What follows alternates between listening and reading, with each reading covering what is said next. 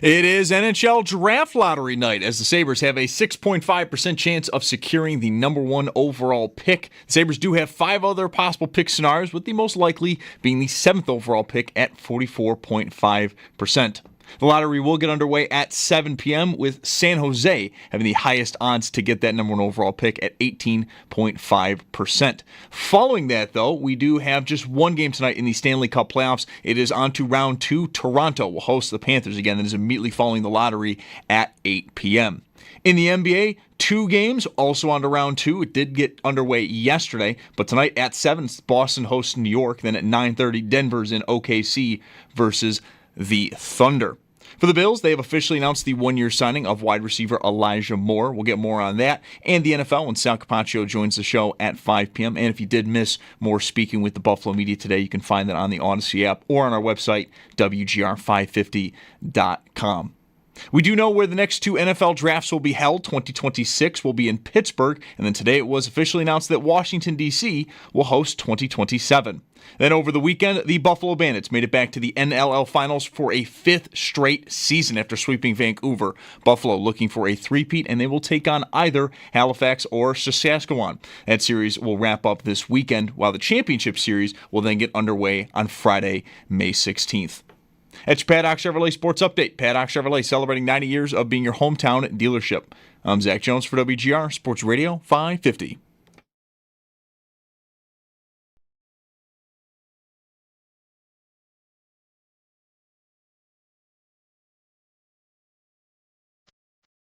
It's Mike Schopp and the Bulldog. I have a leg injury and a foot injury right now. A leg and a foot. Are they on the same Side of my body. side of your body? Yes. Yeah. Okay. Left. What happened to you? I got stung by a bee. And then I think I got stung by another bee. Oh, come on. I think I did. Well, when did this happen? Last night. Last night. Last night. Who knew? It's Mike Schopp. Just never thought about getting stung by a bee at night. I don't know. But there would still be bees at night. I guess. Not to sound like the flat earth thing. Well, the bees just don't disappear when it gets dark. Okay, but I've never seen one at night. Well, it's dark. And the Bulldog. Maybe they would not be out at night, but you disturbed it, so it came out and said, hey, what are you doing? Yeah, they weren't expecting me. I'm in here trying to watch the Vietnam War on PBS, and you're what are you doing sitting down in the chair? This is my time. You are not supposed to. Right. This is our time. Right. That's what the bee said. Right. So On behalf of the other bees. On WGR Sports Radio 550. Hi there. You may not know, but you know that I have the 5-page document with all the lottery ball combinations up on my laptop right now. Here. Those of you on Twitch, it's blocked, right? You don't need to stare at it. You can find it yourself, NHL.com. Oh, baby. Remember how, if you're old enough to remember in the drought years, the Bills now, you have to clarify. In the Bills drought years, we would hear from young men and women, even people who worked here, who would be able to seriously tell you they had no memory of the Bills ever being good. 17-year drought. Only once in 17 years did they come close to the playoffs, like within a game. And so even if that was, that's 2004. If you're born in 2000, you don't remember that. So you would have been, in high school when they first, is this you? Oh, this is absolutely when they first made the playoffs, in your lifetime. And so every once in a while, it would hit hard. Like every once in a while, we'd be talking about them, and somebody would call in and say, guys, let me tell you how it is. You at least have the Super Bowls, all right? I've got nothing. So, okay, there are bigger injustices in the world, but sure, it's a long time. This is almost as long, the Sabres, and it's really worse because of the nature of the sport. 8 teams out of 16 in the conference, luck into a goal a year, special teams. I mean, the last Sabre, you won't remember this, it's so long ago. The last Sabres team to win a division was in 2010, and they weren't good. But Miller was good that year. It's goaltending. He was usually good, pretty good to good, and then the one year he was great. And guess what happened? You didn't have like Tom Brady or somebody like in football where you could have just, Allen to the rest of the division now. where it's almost like the guy's just too good for you to have any hope. Well, hockey's not really like that.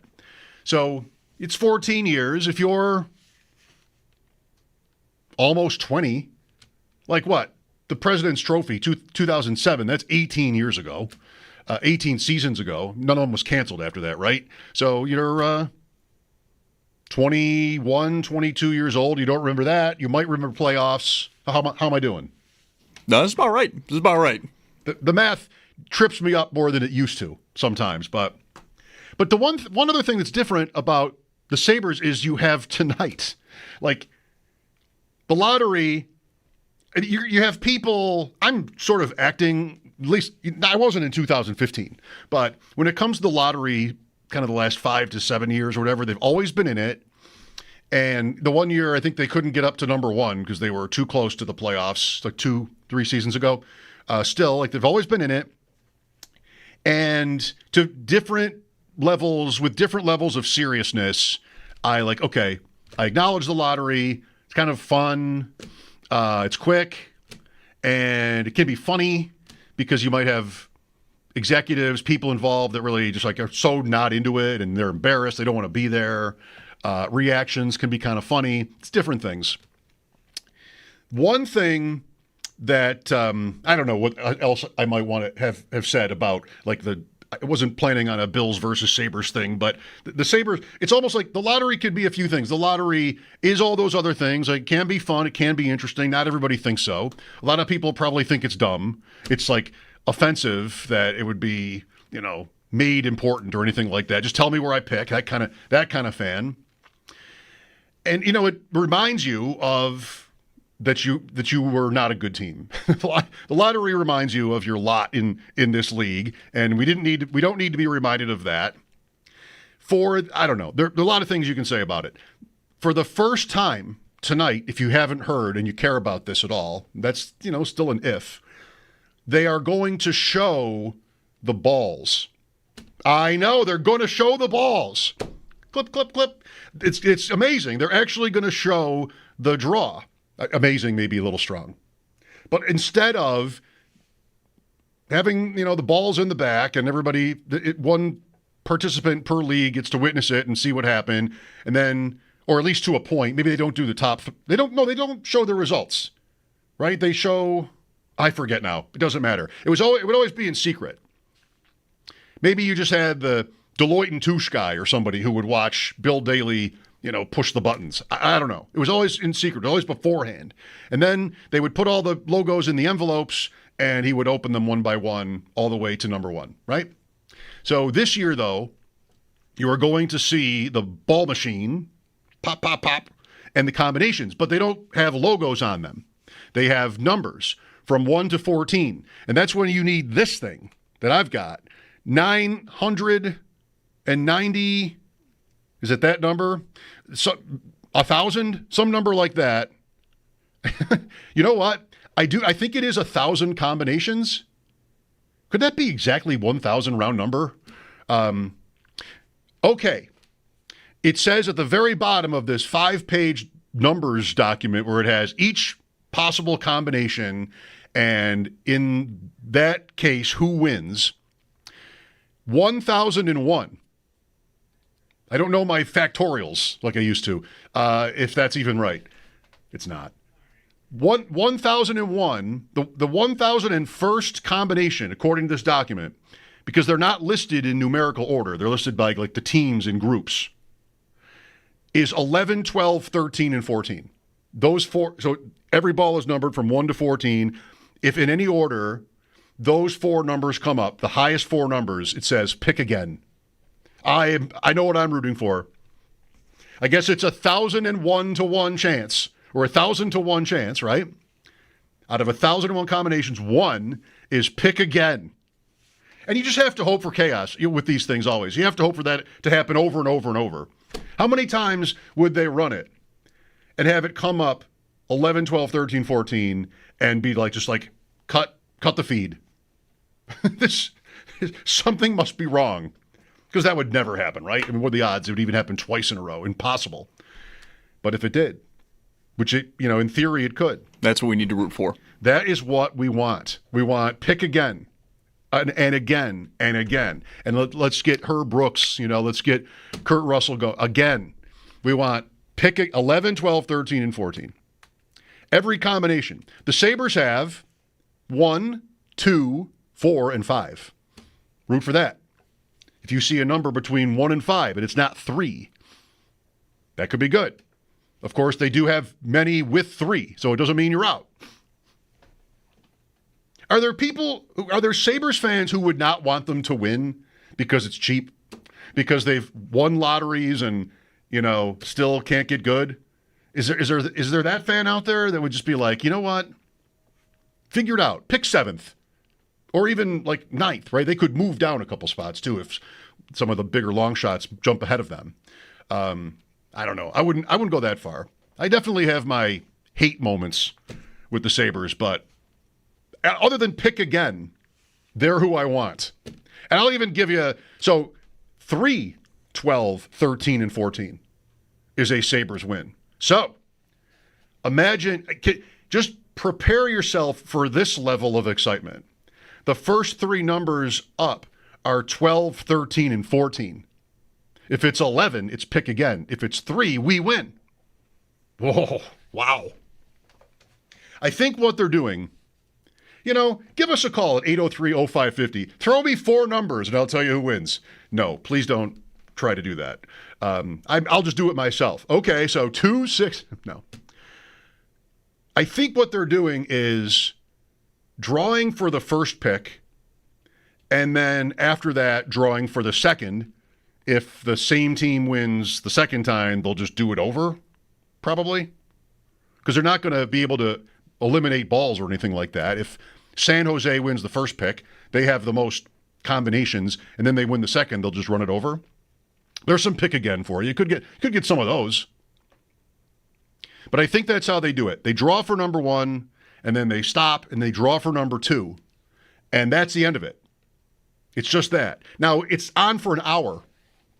So it's on for an hour, right? 7 to 8? Yep, on for an hour. And they're going to, which this should be a given, but they're going to update the win probabilities with each ball. We can do that now as a country. We have the technology for this, where if the first number is 5, the Sabres are at 7.5%, and the first number comes up and it's 5, everybody's odds will change. There might be teams that don't have 5, so they're out. Calgary has 4 combinations out of, I think, 1,000, and they do have a 5, but they don't have a 7. So a 7 comes up, they're out. They can't go, the bottom teams can't go all the way to the top anyway. They can only move up 10. So what happens then if, like, Calgary wins? They go to, are they 16? So they go to 6, and then 1 is just going to be San Jose because nobody beat them? I think that's what happens. So San Jose wins first pick, which they've had last year, or if the year before too. I don't know. They've been bad for a long time. But they win either by one of their combinations, and they have many. They have the most. Do you need the number? I don't know the number. But they do have this is actually fun for me. I might be doing this if I weren't here today. I might be doing this right now. I have to admit. San Jose, so 11, 12, 13, 14 is pick again. 10, 12, 13, and 14 is San Jose. 3, 12, 13, 14 is us. We established that. So 12, 13, 14, let's go. Let's see it. Then we win on 3. Sharks win on 10. 11 pick again. I started to say, and maybe did say, the Sharks also win if any of those, how many would it be? 5 bottom teams, 5 teams with the fewest combinations win the draw because they can only move up 10 spots. So there you go. Everything, maybe, you ever wanted to know about the NHL draft lottery and more. Do we know it was going to be tonight before this morning? I knew last week it was going to be this week, but I didn't know it was tonight until this morning. That's as far as I got. I knew it was this week. This is the kind of information I like to have the night before. Yes. Yeah, absolutely. I would appreciate next time if the league If it didn't, maybe it did, because I don't watch as much hockey as I used to. But if it didn't, I apologize.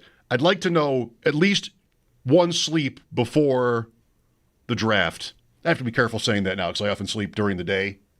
But, one nighttime sleep before the lottery, I'd like to have that sort of moment to sort of, understand, process it. That's what I want to say. I want to be able to process it. And, possibly if this document with the numbers is out last night, I'm up all night just staring at it like it's the Severance screen. Do any of these numbers scare you? Yes. 1, 2, 9, and 14, because that's Boston. All the Boston numbers scare me. What do you mean scare me? Yes, if any of the numbers scare you, let us know. 3, 11, 13, and 14. Oh, found another good one. I would be plowing through the Severance stuff. Just like, put it in terms, would I know what hockey was if I worked there? But put it in terms of this document. All the Boston numbers scare me. All the Flyers numbers scare me. They don't deserve it. We don't either. Nashville, those don't scare me per se, but they don't interest me. How about that? If it were Severance, the Nashville combinations would be the ones I would have the toughest time figuring out because I don't care about Nashville at all. Win, lose, don't, whatever. They just don't sort of exist to me. The Islanders numbers do scare me. Rangers are in this. Detroit. There's some serious competition here for these balls. I didn't even say it. What was the Boston one? I have to say it now. The Sabres win on 3, 12, 13, 14. San Jose, we decided, wins on 1, 12, 13, 14. No, 10. Sorry, 10, 12, 13, 14, right? Like you're supposed to be keeping track. And Boston wins on 3, 11, 13, 14. So let's say we start 3, and I appreciate everybody's writing all this down while you're driving. If we start 3, 13, 14, 12, we win, 11, Boston wins. And that can be, I don't know what these balls look like, but that can be one where you can't tell right away whether it's 11 or 12. There might be a half a second there when you think Boston won, but you did. Well, all I really want now, of course, other than pick again, is for one of these things I'm talking about to be the winning combination. Because then we've covered it. We called it even. We might even be able to get away with saying that we called it. Okay. Here's to the lottery. One of the great days of the sports calendar. And I think I have as much claim to that as a fan in any city in North America. Who else has gotten enough? Who else has gotten more both excitement and frustration from the lottery in the last decade than us? I mean, I'm not kidding when I say I can remember where I was for some of these. You know, you had the McDavid Eichel one, which is the right order. The McDavid Eichel one was in 15, and that was on a Saturday afternoon. I remember I had a remote at an RV show in the morning, hung out at a bar in the afternoon for an hour or two, and then poured into 716, then 716 for our broadcast. It all came down to this absolutely packed restaurant for the lottery and then a Tragically Hip concert. I didn't go to the concert, but I know if Bulldog were here, he would say that's what also was on tap for that night. And so disappointment there. I think the Sabres would have been the third. I'm not sure this is right. Weren't they the third to the last team shown? And then there was Edmonton and maybe Toronto left. Was it Toronto? Or Arizona. I might be wrong about that. But, you know, a lot of us can remember that day.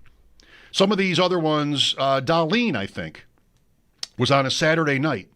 And it was late enough for my house to be asleep. I remember watching it in my basement. And when the Sabres won, went, 2 floors up to tell my wife that they'd won the lottery. She's like, why are you waking me up for this? Which was fair. Now it would be worse. If, it's 7 o'clock or probably right before 8 when this thing is over. So hopefully, well, we won't even be home, but like if she's not going to be asleep at 8 o'clock. But if I woke her up, if it were at 10 o'clock tonight and woke her up to tell her the Sabres won the lottery, she would kick me. I think she would just literally, there'd be physical harm that might be, we might see in that case. One of them, I was at a Bandits game, I think. Anybody would maybe remember that? Being at a Bandits game for a draft lottery and trying to figure out how to watch it on my phone, but I couldn't because you had to have a subscription, and then I had to have the Wi-Fi, and then I had to just like, even that long ago, that was beyond me. So I'm following it on Twitter, but that's not as cool. I do like, if I didn't say it, I think it should come across though. I do like that they are going to show the thing, up front. Finally, they got around to that. I don't know if we ever ranked complaints in here, the most popular complaints on WGR over the last 10, 20 years. I think that one might be on there because when we were really lottery intensive, the Eichel year and a couple other times, running the day before the 15 lottery, all Bulldog and I did the whole day was run tankathon, was run, balls, and pretend to celebrate or pretend to be mad. Just, what if this happens? And that all day, someone would call in and maybe, ask for the balls, and we would just deliver. I mean, that's just that year was unlike any other year. I think, but that would be one that we've sort of complained about to different extents many times. Like, why not just do it in person, or so everybody can see at the same time? And I do think it won't be unanimously popular. It's hockey, so not that many people are going to care anyway, but it will seem maybe a little bit much to fans who feel like, I trust it. I like the logos. It's fine. I like the build-up. There's no build-up in the same way this way, because it's not over and then you intentionally go from the bottom to the top of the list like they have usually done it, have always done it. This will just be however long they drag it out, one ball at a time, because it's 4, and they've got an hour to do that twice. Leave a little time at the end in case you have to redo it. But still, there's going to be a lot of interviews and commercials with this thing. But one ball, and the Sabres odds go from 7.5% to 9.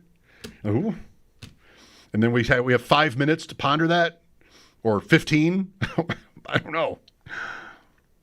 Also, I read at Expected Buffalo today an article about some of the top prospects, and the author, his name is Austin, wrote that there's really one guy who probably will be picked 1 overall, but there's another guy who could be. And the first guy is a left-handed defenseman. And the author wrote, very cleverly how, imagine if the Sabres won this lottery and he was the consensus, and they're sitting here with Dahlin and Power and even Byram. What do you do? I would not wish it on this franchise, because usually what they do is nothing. And, we'll sit in here every day considering trade options. That would be fun, but it would probably just be, futile. I don't know. That's probably going too far. All right. NHL Draft Lottery, 7 o'clock tonight, and they're going to have the balls right out there. Speaking of drafts, the NFL draft a week ago, last Monday was interesting in here.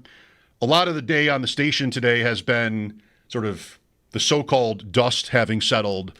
What do you think? And I want to play. I'll give you some of my thoughts on that. I would love to hear yours. 803-0550 is the number. We'll visit with the Browns today. Spencer German, 92.3 The Fan in Cleveland. Sal will come by, and I mentioned Expected Buffalo. Chad Daminus from that site will join me at 6 to talk more philosophy and other lottery and Sabres-related stuff. 6 o'clock again today with Chad. Elijah Moore did media today. We'll talk about him. And I, again, invite you to do that with me. Bulldog is off today. He'll be back tomorrow. I'm Mike Schopp. 803-0550 is the number. This is WGR.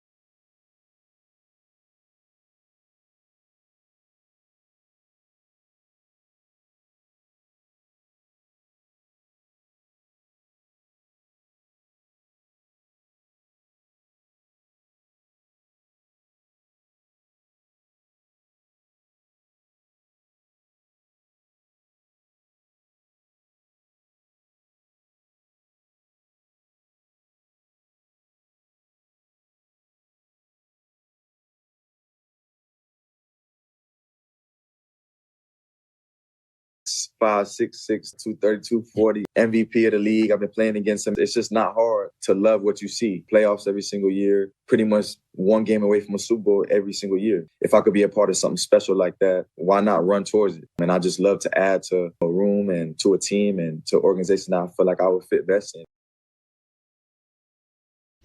Elijah Moore.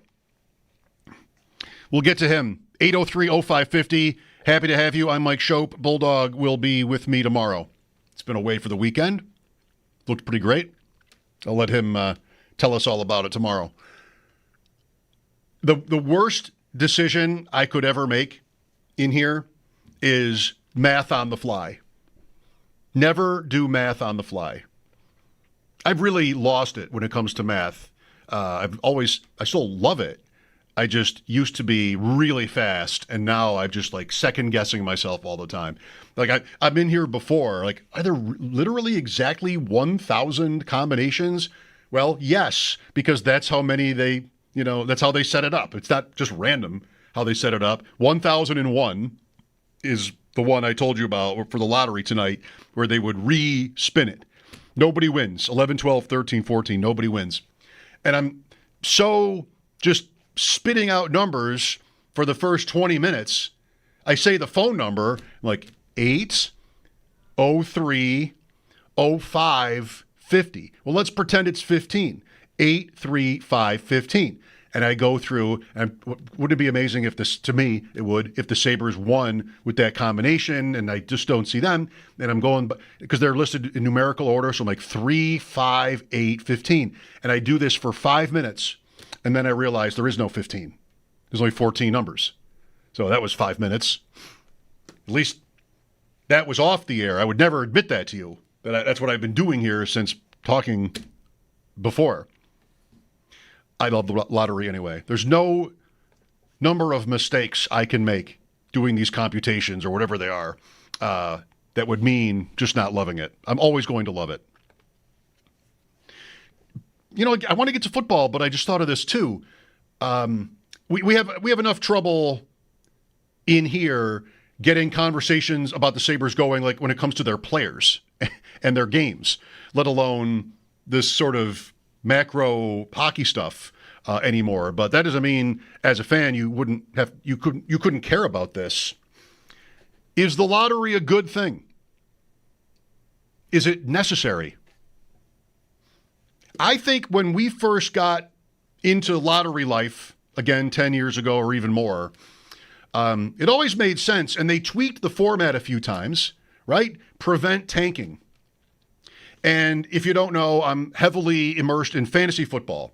And this weekend we just had is like Christmas. It's kind of the best weekend of the whole year if you play Dynasty, because most rookie drafts started, if not were completed, over the weekend. And I had more than a dozen of them that I'm just sort of juggling all the time. And you're trying to make trades, and you're trying to do all this. And then one of these drafts is a startup. So you're starting with everybody. Superflex, fantasy football. The first overall pick was naturally Josh Allen, right? So we're drafting teams from scratch. And those guys have been having a thread on what to do about tanking. Like, what do we do next year? And some of the guys are brand new to fantasy. So they don't even realize, like, if you finish last, at least before you put in any sort of lottery contingency or whatever, you finish last, you'll pick first, right? Just like the NFL. Okay, so there's that, but do we want to do anything more? Hockey has this lottery. Other fantasy leagues or other real leagues have different ways to try to discourage teams from tanking. Remember the Sean McIndoe idea that I actually used in one of my leagues in fantasy from it? Because that Eichel year, what were we talking about? Whether they were losing on purpose. Never was that the players were trying to lose on purpose, but Tim Murray would get a hot goalie and trade him for a fifth. Like, we can't have this. It was the closest to Major League maybe I've ever seen in a real life team, was that Sabre team. We can't have, you play for us. You're too good. So then we would have these conversations about, well, whether this is right. How do we prevent this? We don't want this either. And McIndoe, who's now with The Athletic, I think it was his idea. I always think of him for it. and would attribute this to him in this fantasy format whenever we would, talk about it. Where did this idea come from? You were not allowed to use your own first. You had to trade the pick. If it came to be that you were on the clock and you were in possession of your own first-round pick, you'd be forfeiting it. You had to figure out something else. You could trade it for anything. You could trade it for a player. In this league of mine, at the draft the previous year, people would get together and just swap firsts, like you versus me this year, which is great because then your incentive is not to, in this context anyway, your incentive is not to finish worse than them, it's to be better, which is kind of the point of competition. So I've always loved that idea that in real life someday, before I'm gone, if one sports team or two would get together and each have the nerve to just swap firsts a year in advance, Bills and Chiefs, would you dare? Brandon Beane, would you dare? Call Kansas City right now and offer him a swap of first-round picks next year. You know what? We're going to get you. It'd be pretty hot. But in that Sean McIndoe idea, you had to do something. And then, you could be making, by who you make a deal with, you're kind of making a bet on maybe this team will be terrible, right? But it can't be your own. So all that losing the Sabres did that year would not have helped them. Quote, helped them. If they had the other rule, maybe they get on the phone with Edmonton a year before and make it the same trade with Edmonton, and then you get McDavid that way. But that just that's unfortunately not a real concept, but it could be someday, maybe. All right, we heard from Elijah Moore there, and I'm going to talk to Spencer German, radio personality in Cleveland, at 4, and then Sal at 5, and talk to each of them about Moore. Maybe Chad Daminus will want an Elijah Moore question. If he does, I'll give him one at 6. I want to know from Spencer his take on what Elijah Moore was for the Browns. As we talked about last week when the Bills signed him, I think anyway, there's a pretty good range of outcomes here where he could be their number one guy. I don't think I'd want to rule that out. Or he could be dust, I think anything's possible. There's a little bit of money that is a window into how seriously the Bills see it. And that's kind of interesting, too. It's not a ton, up to $5 million, but it's enough to make you think that the Bills have, some real plans for him, which is, again, sorry, has it been long enough? Given how Brandon Beane was so outraged by any sort of speculation last week that the Bills need help at wide receiver, then he just immediately goes and signs this guy. So we'll find out from a Cleveland perspective, one opinion on Moore. And then Sal, he did media today, Elijah Moore, and maybe Sal will have more to say about him. As I mentioned before, a lot of the station today has been like just a step back on the Bills draft. Jeremy had a poll up with grades. I voted. I love a poll. I voted. I went B. Really, you want to see the results. I love how Jeremy put F on there, but not D. A, B, C, F. Speaking of combinations, his options were A, B, C, F, and I couldn't vote F. People probably did, thinking it was funny. I went B, and I could have gone A. I think assuming I'm taking this seriously, I think I'd go A if not for last Monday morning. It really was how defensive the general manager was about the subject. Because I think, and I said this last week, but again, today is like sort of stepping back and looking at it, or has been at least a lot of the day on WGR. For me, the whole receiver thing could have been avoided. Now, this is from maybe our standpoint or the fan standpoint, maybe not Brandon Beane's. Because it wasn't exactly being hotly debated before that happened. It was mentioned. Wide receiver position was mentioned, and it gets mentioned a lot. And then he walked in and just blasted off. For me, I'm not even really thinking about a lack of commitment at that position last week today. If they drafted one in round 4, maybe even round 3, certainly round 3, But I think round 4 would have been good enough. I think it was when they started doubling up on defensive linemen and defensive backs, like, ay, this is a cause now, which can lead you to get, you want to complain about it. Like, what the hell? What about receiver? So I think round 4. Royals with the Chiefs. That's funny, isn't it? That the Chiefs drafted a guy named Royals. Him, Kyle Williams, who went to New England in the 3rd round, I think. Torrey Horton, who went to Seattle. Recognizing the draft capital historically is not such that these players should hit. The Bills have had a couple of famously, Diggs, who was not drafted by them, but he's a 5th-round pick. Shakir has done very well.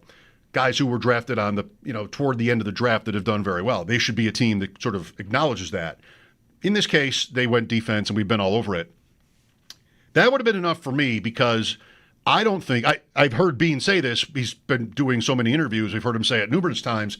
This draft did not play out in such a way for them that left them Matthew Golden or Tet McMillan sitting there after a slide. Like they would have had to make a big move McMillan went 8, but there was some speculation leading up to the draft that he could slide toward the end of the 1st round. Turns out he didn't. I'm never for the big move up. I have no criticism of that they didn't do that. And rounds 2 and 3, they still had other needs that were more pressing, and the guys weren't maybe considered by consensus that good. So, okay. But to get that 4th round is the one where there were interesting names there. It started already with Royals. This is a guy from Utah State. And the Chiefs, this was not a Chiefs, well, maybe there was one, but the Chiefs in recent years have been on it in mini camp practices and training camp, just pumping up their rookies. Look at Isaiah Pacheco, who was a 7th-round pick in that draft, and they'd had other guys, and so? Do you buy that? I mean, they're really showing off their 7th-round running back. Turns out, he did come through and has played for them and played pretty well. So it wasn't completely dishonest. Or maybe it was, and it just worked out that way. And that started today with Royals, not from the Chief, but from a reporter. Maybe even Matt Verderam. I don't know. Is he on tomorrow with us? Somebody had a thing today about how impressive. It's only the rookies. So not to make a thing out of it.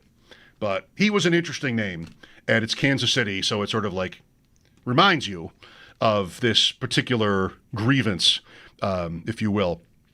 803-0550. Would love to hear from you. NFL draft, NHL lottery. How about the last 2 playoff games? Dallas and then Winnipeg, both down 2 at home in Game 7. And Winnipeg, very late, and pulled it out. We will also talk to Sal and Chad Daminus today, as I've been saying. Mike Schopp here. No Bulldog today. He's back tomorrow. This is WGR.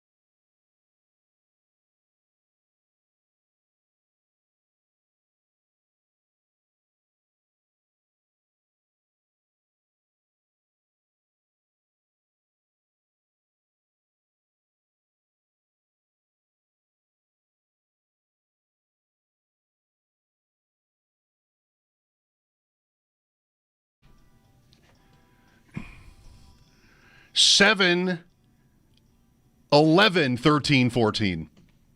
You take 13, 14, you throw in 11, 7, my birthday, Sabres win. Just going to give you more of these gems throughout the day.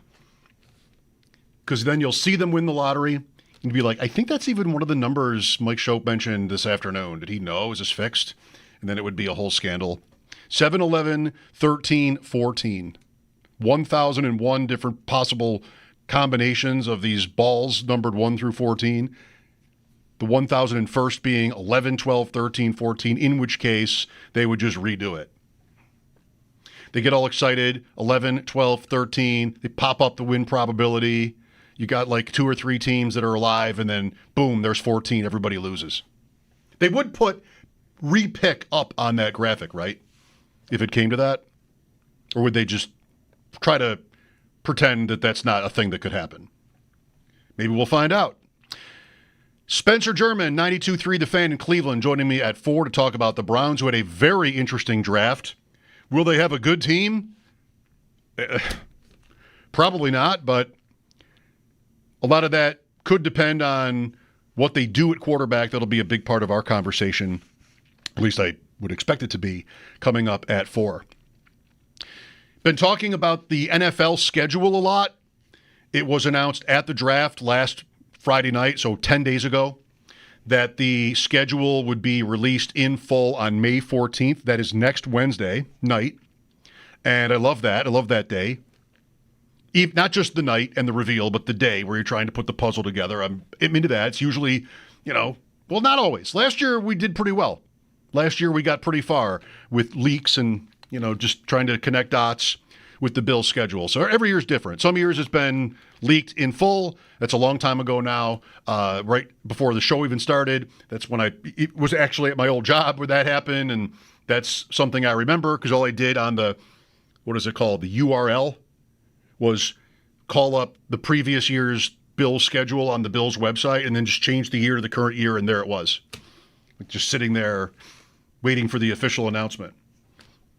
Anyway, that's a fun day. So Warren Sharp today, he's big into the schedule and its meaning. Warren is my favorite guy among analysts for the schedule because he puts a lot in on the strength of schedule piece, and when the schedule is announced, he's right there with the hidden advantages and disadvantages based on rest. And it was last year or the year before where the Chiefs had to play a team on longer rest like every week in a row for the last 7 weeks or something like that, and they got away with it. Today, he was tweeting about this year's strength of schedule. When we've been talking about it, when I've been thinking about it, it's about how it's the last year of the stadium, and the Bills' schedule is very cool. To have home games against Kansas City, the Super Bowl winning Eagles, Lamar Jackson and the Ravens come back after that playoff game, and Cincinnati. To have home games against those 4 teams is really good. When you play a first-place schedule, this is the Kansas City and Philadelphia games.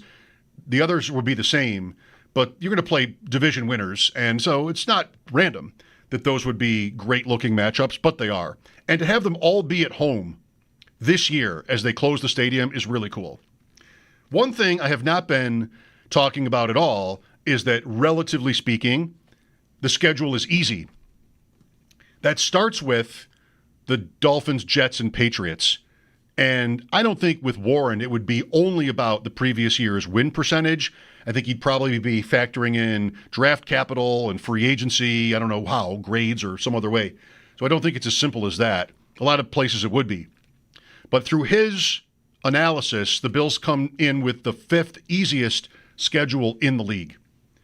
It's the Saints. It's the NFC South, too. I mean, Carolina weighs that down. Tampa, Carolina, New Orleans, Atlanta. And then you have the 6 games in the division against, mediocre at best teams last year. That's 10 of your games. Tampa, of those 10 games, based on last year, Tampa is the best. There's your 5th easiest schedule in the league. New England, not surprisingly, it's logical. New England comes in with the easiest, basically the same divisional lineups. The Browns are in there too. I mean, the Browns won 3 games, so they would add to that. but New England also plays the last place corresponding teams from AFC West and NFC East. So the Giants and the Raiders, I guess. So New England comes in at number 1. Number 32, maybe counterintuitive, is the Giants, who also finished last, but their divisional pairings and their division itself. I mean, Dallas wasn't even terrible. They just weren't as good. They lost Prescott, right, last year? But Philadelphia, Washington up top. The Giants have the hardest schedule in the league. Great timing for Brian Daboll, given what Warren Sharp had to say.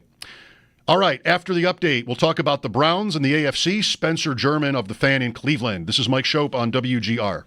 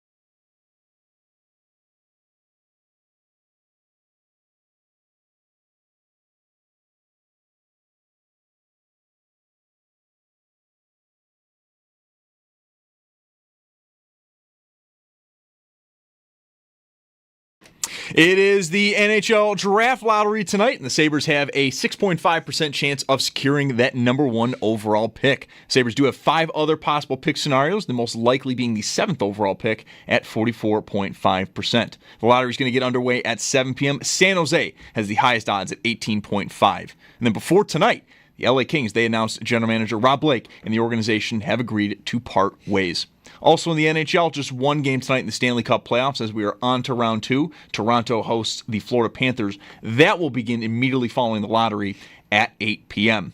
In the NBA, also 2 games. It is on to round 2. At 7, Boston hosts the New York Knicks, and then at 9:30, it's Denver in OKC versus the Thunder. For the Bills, they did officially announce the 1-year signing of wide receiver Elijah Moore. We're going to get more on that and the NFL when Sal Capacio joins the show in just about an hour at 5 p.m. And we also know where the next 2 NFL drafts will be held. 2026, which is next year, will be in Pittsburgh. And then today it was officially announced that Washington, D.C. will hold the draft in 2027. Then in baseball, the Yankees host the Padres just after 7, while at 9:40, the Mets are in Arizona to take on the Diamondbacks. That's your Paddock Chevrolet Sports Update. Paddock Chevrolet celebrating 90 years of being your hometown dealership. I'm Zach Jones for WGR Sports Radio 550.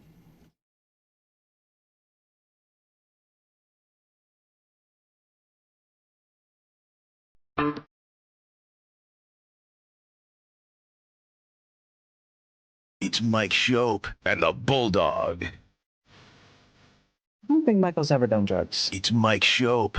I don't know if anyone's ever offered him any. Let's go over some of the symptoms of marijuana use, shall we? You tell me who this sounds like. It's the Bulldog. Slow moving, inattentive, dull, constantly snacking, shows a lack of motivation. It's Mike Schopp and the Bulldog on WGR Sports Radio 550. Welcome back, and thanks for listening. Bulldog is back tomorrow. I'm Mike Schopp, Sal Capacio, and Chad Daminus is still to come. Today, the NHL Draft Lottery tonight, and if you don't know, that is a big deal here in Buffalo. To some, anyway. To the Sabres on an annual basis. Joining me now is Spencer German, 92.3 The Fan in Cleveland. Spencer, have we spoken before? 92.3 The Fan in Cleveland, sorry. Have we spoken before? I think so, yeah. I think you guys had me on earlier this year talking about Myles Garrett potentially. Yeah, I think maybe that was my co-host. I have just sort of followed you because of your Rochester roots, and I was there. You and I have that in common, sort of learning this in college in Rochester. You're RIT, and I'm Fisher. Yeah, so I actually went to school out here in Cleveland, but I worked at RIT for a couple of years, and that's why I'm sure that's probably why you picked up on the pass there. But yeah, I knew that about you going to Fisher, and obviously there's some great schools up there that obviously there's a lot of connections and rivals, and it's always in good fun. Yes, right. You were not a student at RIT, but then went back there. I read on your bio, I worked in had some different radio and radio related gigs in Rochester. Very cool. Well.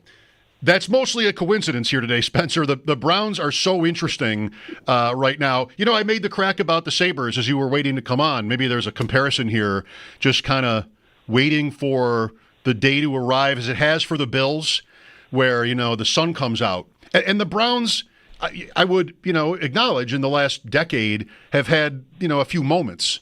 But what is it like right now with them? You're maybe a little close to being post-Deshaun Watson. The draft certainly was interesting. The Hunter trade, there's a lot. How do you feel the fans overall feel about what the Browns are right now? I think fans have kind of accepted that this team is in a rebuilding phase. I actually think that Jimmy Haslam, the team owner's statements at the owners' meetings back in March, where he flat out said that the Deshaun Watson trade was a swing and a miss and that they have a hole to dig themselves out of. I think that was actually a really big step for the organization and the fan base kind of mending fences, if you will, because it has been sort of this tenuous relationship the last couple of years with a lot of fans who weren't happy that they brought in Deshaun. And then on top of it, Deshaun wasn't playing very well, so that just compounded things. And so for them to kind of come out and admit, we messed up on this, I think that sort of got people in the right headspace to start moving forward and moving on and looking ahead to the future. So as much as, Brown fans, by the time the season rolls around, they'll always talk themselves into the team being something special. That's just how – you guys know how that works in Buffalo too. Like these are two passionate fan bases that love their teams, and they always are going to, see the positive spin on it. But I think everybody kind of understands that this team's in a little bit of a rebuild right now. They will likely get out from the Deshaun contract next year by making him a June 1st designation cut and split the money over two seasons. And that'll kind of close the door on that era. And it looks like they kind of set themselves up now to potentially draft their real franchise quarterback next year. But in the meantime, they have kind of this fun, quirky quarterback room with a bunch of different faces and names and style of players. And we'll see how that all kind of shakes out when they have this open competition. So I think it's kind of a realization that the team's, a work in progress, but they're going to try to enjoy the ride while they can. Yes. It's funny how it works with fans because, again, this reminds me of the Sabres.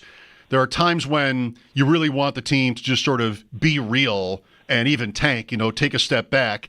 The comment you made about Haslam, what he said about Watson, we love to hear an owner or an executive admit a mistake. So there's that.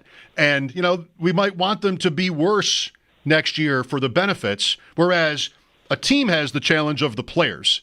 And that can be tough. I don't know exactly how that would work internally. There are a lot of guys on a football team, but the Browns owe their players some level of commitment, to winning games this year. But everybody kind of knows that it's more in their best interest to not, probably. Yeah, and that's the thing that obviously, Kevin Stefanski, the coaching staff, they have to kind of balance those things. They can't truly tank, and that's why I think when you use the word tank, players take offense to that because they're putting their bodies on the line every single week. They're not going out there and trying to lose on purpose. I think the Browns are kind of in an interesting situation, though, especially after the draft where they traded back with the Jaguars and got that second first-round pick. First of all, I don't think they're going to be, a great team anyway this year. Now, I think, their ceiling might be somewhere on 9 wins if they have a really good year, and maybe they're flirting with the playoffs, but I think the Vegas total is still around 5.5 for them or 4.5, somewhere in that range. So I'm anticipating they're still not going to be a great team. Now, you can make an argument that if they just had competent offense last year, they probably do win more than the 3 games that they won, and that's fair. So with competent offense, I think they can sort of be like a middling team. But, because they have that second-round pick, or that second first-round pick, rather, that's okay because they'll be they'll have an opportunity, or they'll be in a place where even if they finish with 7 wins, 8 wins, and they're out of the top 10 in terms of picking, they have a second first-rounder that they can pair to try to get up and maybe get that quarterback anyway. So I think because of how Andrew Berry handled the draft and him making that move, they sort of did thread the needle on, hey, let's try to be competitive, even though we might not be.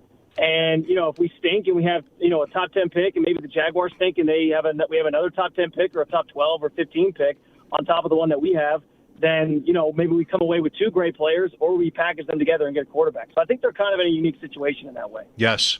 Spencer German, 92.3 The Fan in Cleveland, my guest. That's always a fun thing. This is another one we know about through the years with hockey or the Bills, where you have another team's first and you can just root against them and hope that, the Bears with Carolina, Spencer, the Bears, I think, might have picked 9th last year, but having that not free, but number 1 overall turned out well for them after that Bryce Young trade. So you used the word quirky earlier to describe the quarterback room. I like it. First of all, how do you think, or maybe you think how they want to play it? Open competition, you also said. What does that look like when it's 4 guys? Yeah, so I think Flacco and Kenny Pickett go in sort of as the leaders in the clubhouse, obviously, being the veterans of the group, and it's going to be up to Dylan Gabriel and Shedeur Sanders to sort of compete to earn that job. What I think is it truly is, from all accounts, going to be, though, a go out, play, let's see what the off-season program brings, let's see what training camp brings, let's see what preseason brings, and then they'll make their decisions on, who's the starter and kind of go from there. What's interesting with them drafting 2 quarterbacks, though, is now they're in this really interesting situation because they always carry 4 quarterbacks in the offseason, but we know they're not going to do that during the regular season.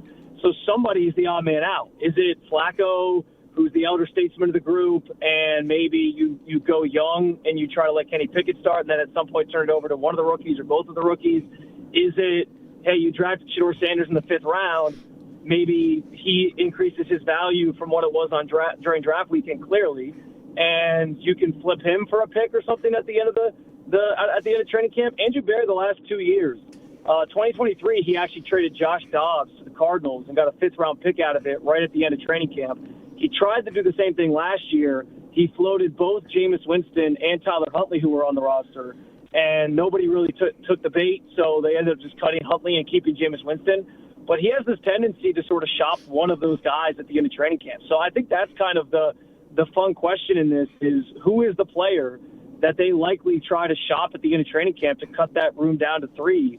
And I don't think it's going to be Dylan Gabriel because they used a 3rd-round pick on him. They probably want to be right about that pick unless Shedeur Sanders really dazzles and maybe is the one rookie they keep. To me, it sort of comes down to, is it going to be Flacco or is it going to be Kenny Pickett who earns the starting job and then they maybe try to trade the other one? Right, or he's released, yeah. I was thinking the same thing when you laid that out about Gabriel. The fact that you picked him on day 2, that's a really bad look. If you release him, like you just basically wasted the pick to keep your 5th-round quarterback over him. And how do you cut Sanders? I mean, you can't do that. Like you mentioned, a trade maybe. Wow. I mean, it's really interesting and maybe unique what the Browns have done. What do you know, Spencer, about their process at the draft with the quarterbacks in mind? The common throwaway line that I tend to hear is that the owner made the Sanders pick. But I don't know if that's fair. What do you think? Yeah, I think the initial reaction when they traded up to get him, I think everybody in the media room sort of felt that was probably what transpired. Like, oh, this is a Jimmy Haslam pick. But as the dust has settled on it, I don't feel as inclined to think that. I'll put it to you this way: he might have felt strongly about Shedeur Sanders. He might have liked Shedeur Sanders and felt going into day 3, like they always talk about doing things collaboratively, like everyone has an opinion. They all sort of get to put their heads together on these big decisions. They've continually said that about the Deshaun Watson conversation and why they traded for him and all that. It was a group effort. So I'm imagining they all were having conversations, and maybe Jimmy did like Shedeur Sanders and especially liked him when he was available on day 3 in the 5th round. So I'm not saying, like, I do think it's probably possible that he could have at least spoken up and said, well, hey, he's there. Why don't we try to get him here in the 5th round? Like, it makes sense. We don't really have a quarterback right now anyway. Like, the more the merrier. And so maybe that was part of the conversation. But I don't know that he, like, pounded the table to go up and for sure make them get him, like, force their hand to go trade for him. And it does make sense. Like, Shedeur, even though he fell to the 5th round, the consensus, even after the draft, has been that he was rated by most teams as a day 2 guy, so 2nd or 3rd round. And then it was really just these meetings that tanked his stock and sort of scared people away from actually trying to draft him. And so understanding that, like, the value was 100% there. So it was only going to take one team to decide, hey, this is the spot. Like, and I can't blame the Browns either in that respect, because now I can blame them for taking Dylan Gabriel where they did. That was, I think, the most perplexing thing they did on draft weekend. Mm-hmm. But to end up with Shedeur Sanders as a 5th-round pick, like, nobody's really knocked them for that. So even if the owner did have some say in it, I don't think it's the end of the world, because as Andrew Berry said, they felt at that point he has a good chance of outperforming his draft spot. And, if he somehow dazzles and wins the job or becomes the immediate backup, like, I think that's 100% true. Interesting. I would look at it, too, and I don't know hardly anything about their dynamic, Spencer, but for the owner to even suggest the Sanders pick, however it's right to put it, to me, that's a sign of respect towards Stefanski. I mean, we talk about the Giants a lot, of course, and like, oh, well, they have to win this year, so otherwise coach is fired, GM is fired, how do you do it? Very different than this. I mean, two-time coach of the year. Would Haslam be just somebody who would do that if that's what happened regardless, or does he think, I've got a coach here who's comfortable in his own skin, has proven he knows what he's doing, and this is a unique challenge, but I think he's up to it?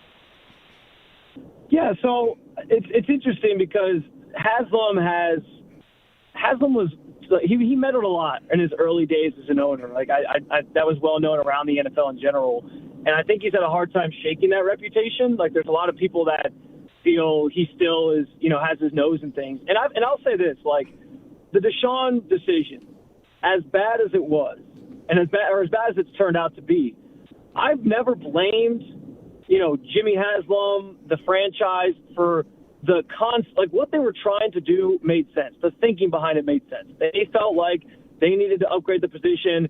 Baker had sort of realized and maxed out his full potential. There was also some behind-the-scenes stuff that I don't know how familiar it is in other markets, but here in Cleveland it's well reported that he didn't necessarily get along with everybody in the locker room. I think him and Myles Garrett butted heads a lot. So there was some tension on that front of why they wanted to move on from Baker Mayfield.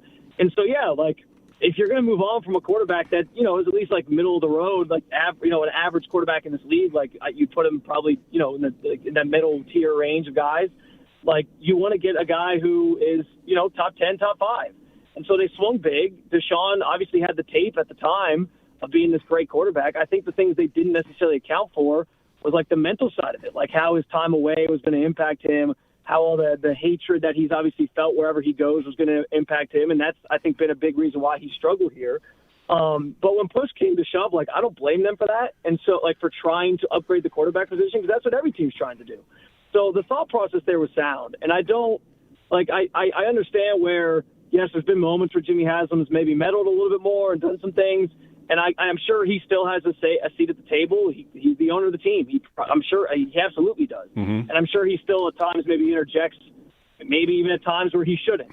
But I do think there is a healthy respect for this regime, and he tries to make that very clear. And, he tries to generally trust them with the football side of things because that's not his job. And so, yeah, I think that it's a tough thing for him to shake. But I do think he's taken steps towards, since early on in his tenure as the owner of the team, shaking that a little bit and trying to get away from trying to be quite as hands-on and actually trusting the people that he hired. Spencer, how about the running back gambit? I mean, it's all about the quarterbacks, but they also drafted 2 running backs. I'm an avid fantasy player, and when they drafted Judkins early in the second, ahead of Travion Henderson, I'm like, okay, this is a pretty good landing spot for an early day 2 rookie. We might see Judkins get a ton of touches as a starter for this team. Then they also draft Dylan Sampson, who had his fans as a prospect, and I don't know. What do you think they want to do there? Yeah, so I think the biggest thing that stood out about those 2 picks, and then also they restructured Jerome Ford, who's one of the running backs currently on the roster. They restructured his contract last week to sort of reduce his amount, and he took a pay cut essentially. I think all of that, first and foremost, sort of signaled that they're probably out of the Nick Chubb business. I don't think Nick Chubb is going to be returning to this team now, which is disappointing for Browns fans because he's a guy that's basically been the face of the franchise the last, since he got here and is just taking the league by storm. So I think there's a little disappointment there. But I'm gonna be honest, I think the moves they made in the draft at running back and sort of overhauling the group and setting this new era, if you will, in the backfield. I think it was great by them. I was huge on Quinshon Judkins during this pre-draft process. The way he runs, that physical running style, I kind of compared him a lot to Kareem Hunt, who's another guy that Browns fans are very familiar with because he played here for several years, and he's actually from here. And so I was really excited about that pick for them. I think he's going to turn out to be really, really, top that sort of top of the line guy, that front line guy. And then Sampson, I think, adds a different dynamic, a different sort of running style, and can sort of be. We saw this great 1-2 punch with Kareem Hunt and Nick Chubb. I think they can sort of form their own sort of dynamic duo there, and there's a lot of reason to be excited. So, especially going back to Kevin Stefanski's base offense, what he likes to do. The run game is so pivotal to that group having success. So I think there should be a lot of excitement around the revamped running back room they've built and these 2 rookies that are coming in and have a chance to kind of blaze this new path that obviously probably won't include Nick Chubb. Well, I'm not a Browns fan, but I echo your sentiments on Chubb. He always seemed like a super popular, first of all, great player that didn't give you any reason, not to like him or anything like that. Then the injury challenges, and of course that gruesome injury in Pittsburgh. The league kind of spoke on him, right? You get into free agency, and then if you get past the draft and the guy isn't signed yet, well, for as awesome as a runner as he was, I guess the league is saying we don't think so. But probably somebody takes a look at him. You would think, right?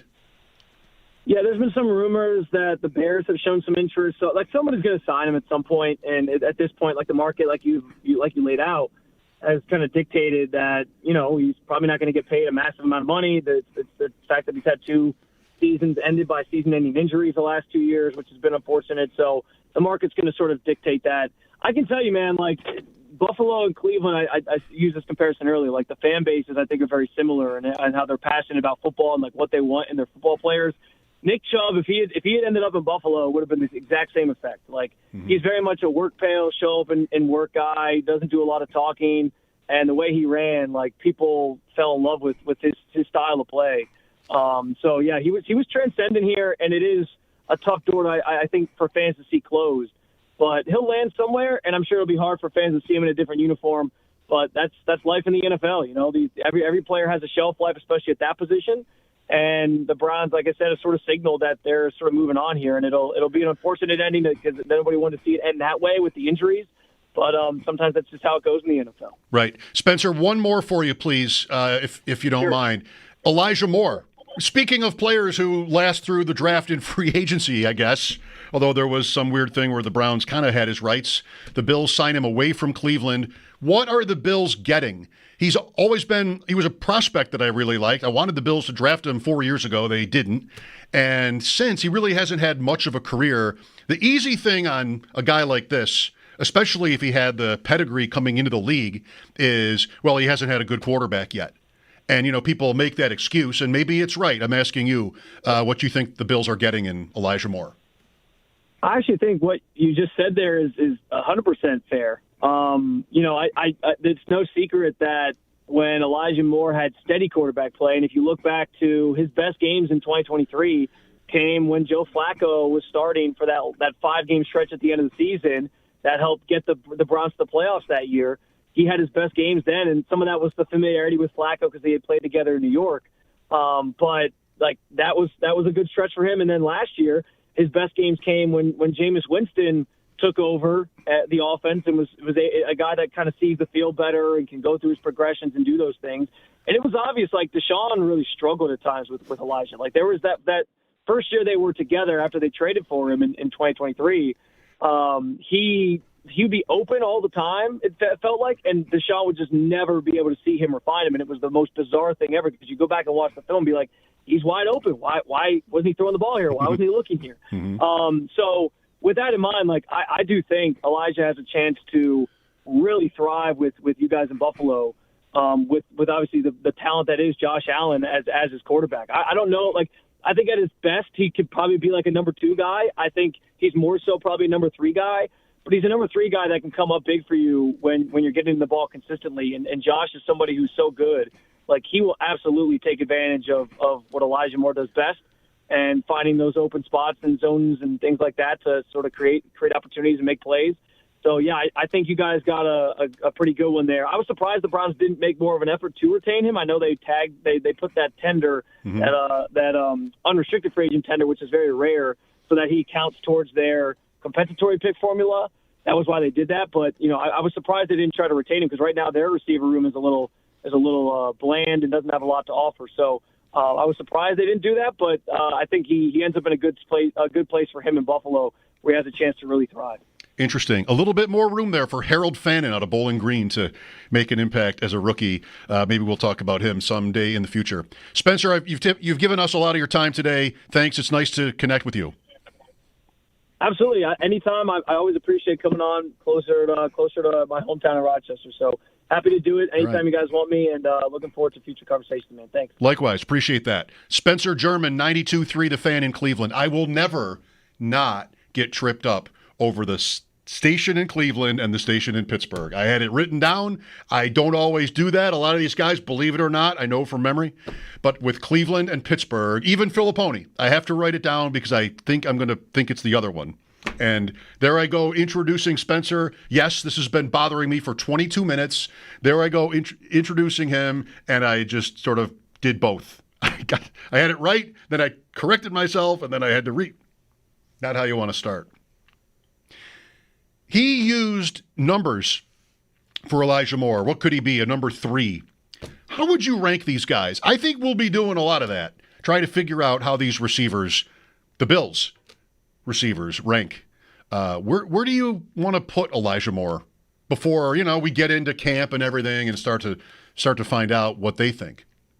803-0550. I don't know what I want to do. Give me these 5 minutes, and if I'm not looking at lottery combinations the whole time. I'll maybe have a take ready. Sal coming up at 5. This is Mike Schopp on WGR.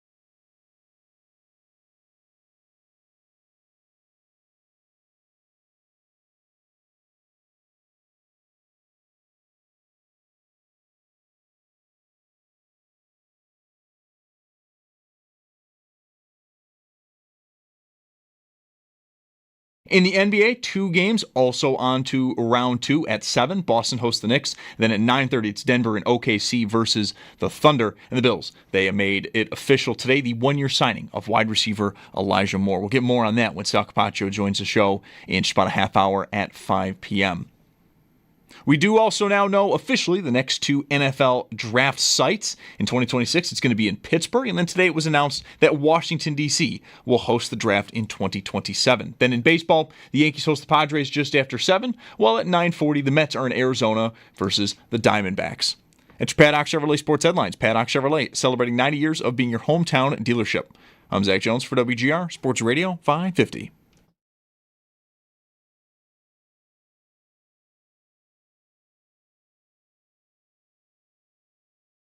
I do think Elijah has a chance to really thrive with you guys in Buffalo, with obviously the talent that is Josh Allen as his quarterback. I think at his best, he could probably be like a number 2 guy. I think he's more so probably a number 3 guy, but he's a number 3 guy that can come up big for you when you're getting the ball consistently. And Josh is somebody who's so good. He will absolutely take advantage of what Elijah Moore does best, finding those open spots and zones and things like that to sort of create opportunities and make plays.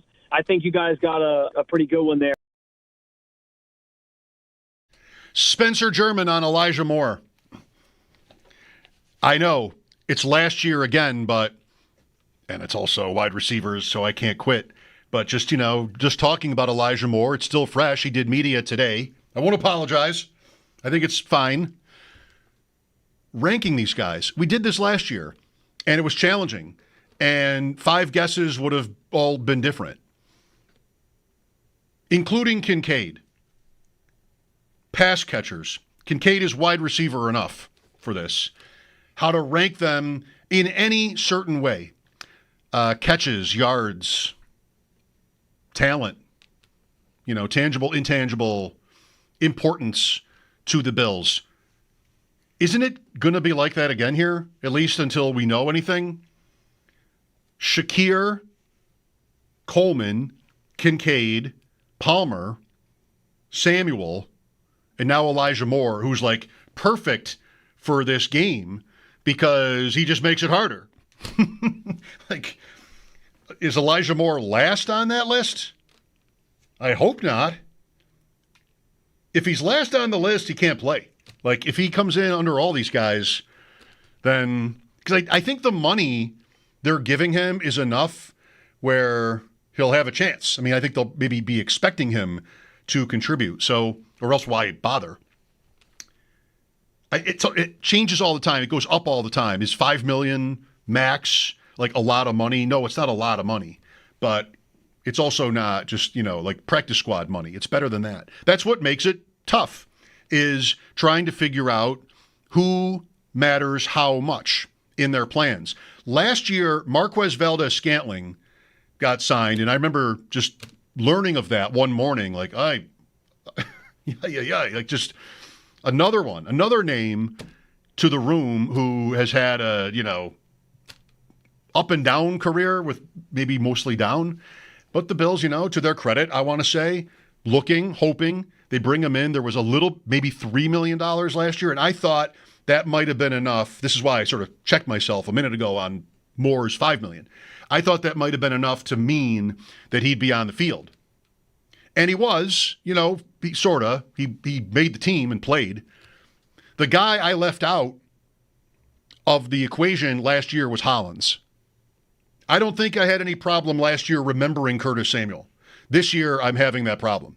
But I didn't think Hollins was a serious idea until we got closer, and then it was blocking. He's going to be on the field. He's Davis now. He's going to be on the field all the time. And he was, which meant, Samuel had an injury too, but that he comes down, Kincaid comes down, Coleman sort of didn't ever really go up, thinking about snaps. Then it's Cooper. What a team.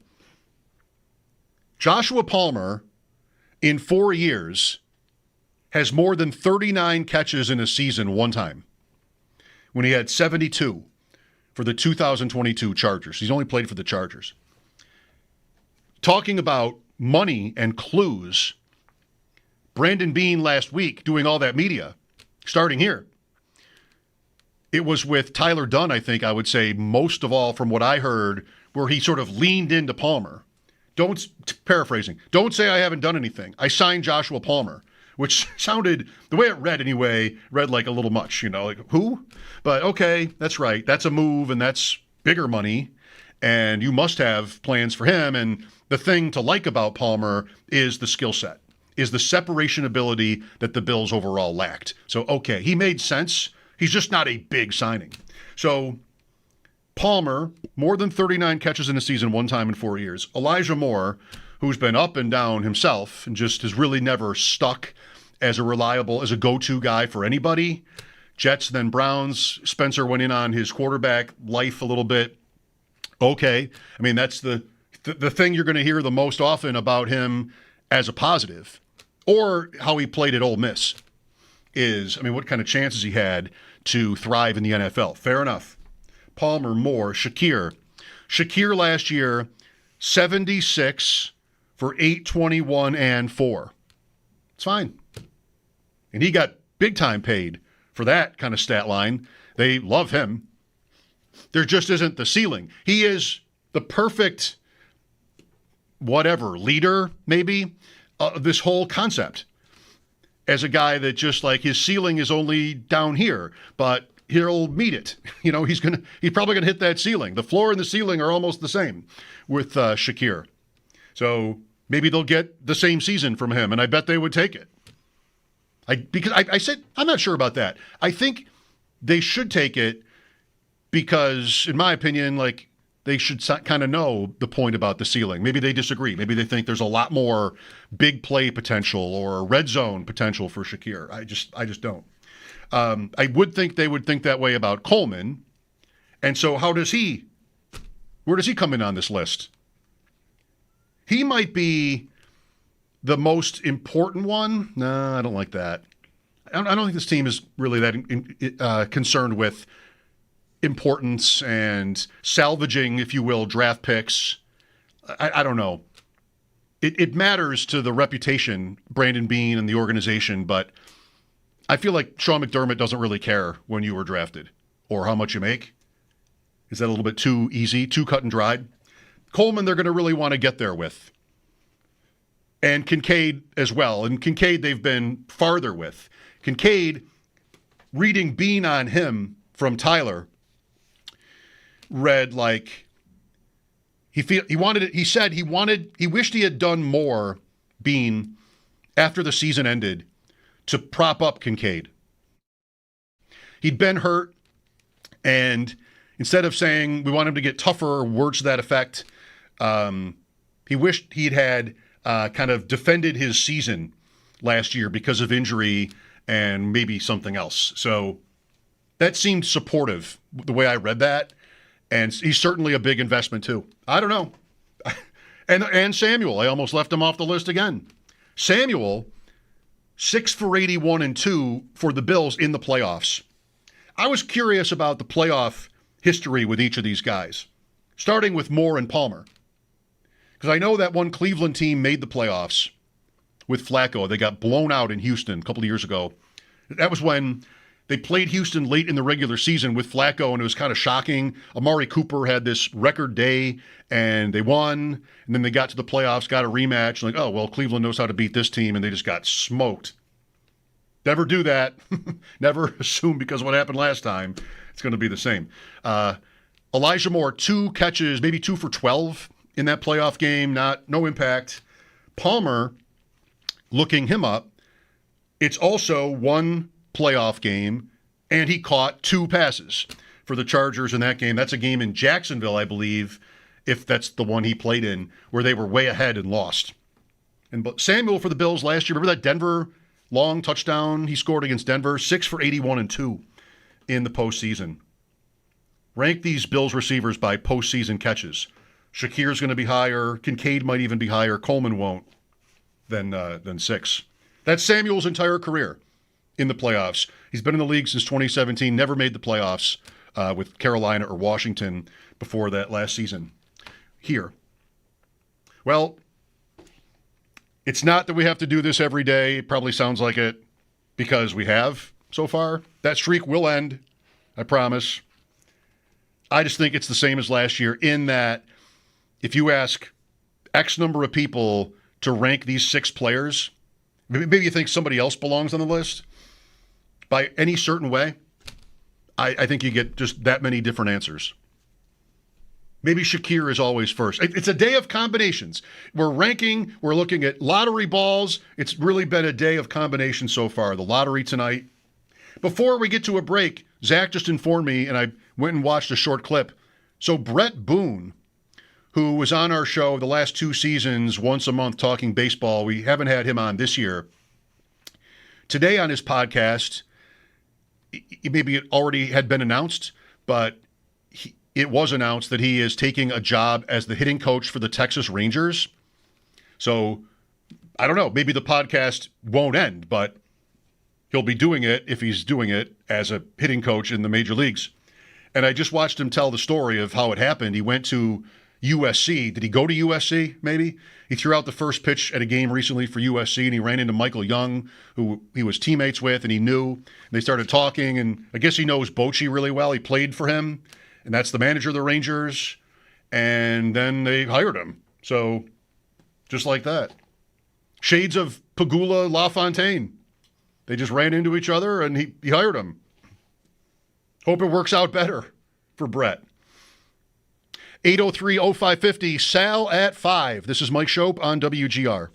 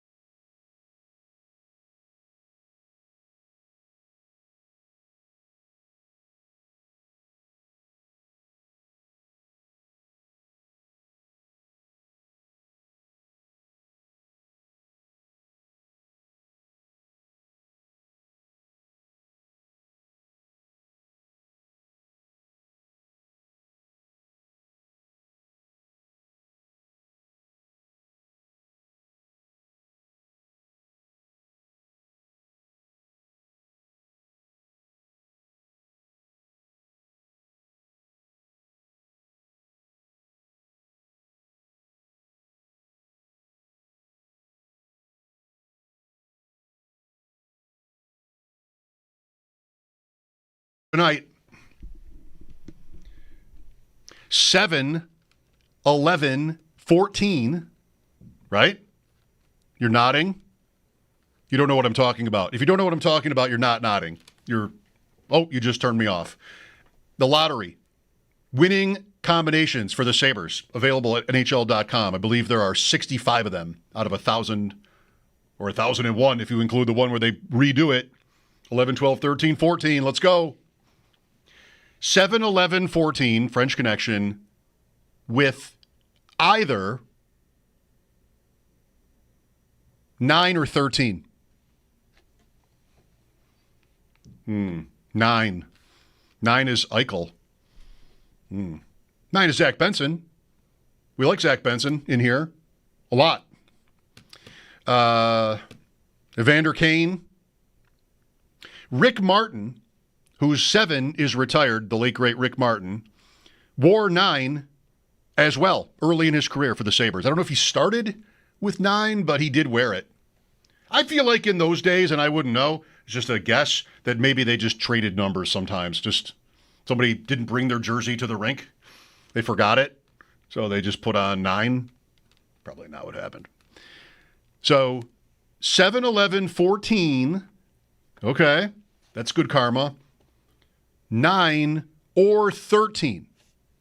13. Oh, yeah.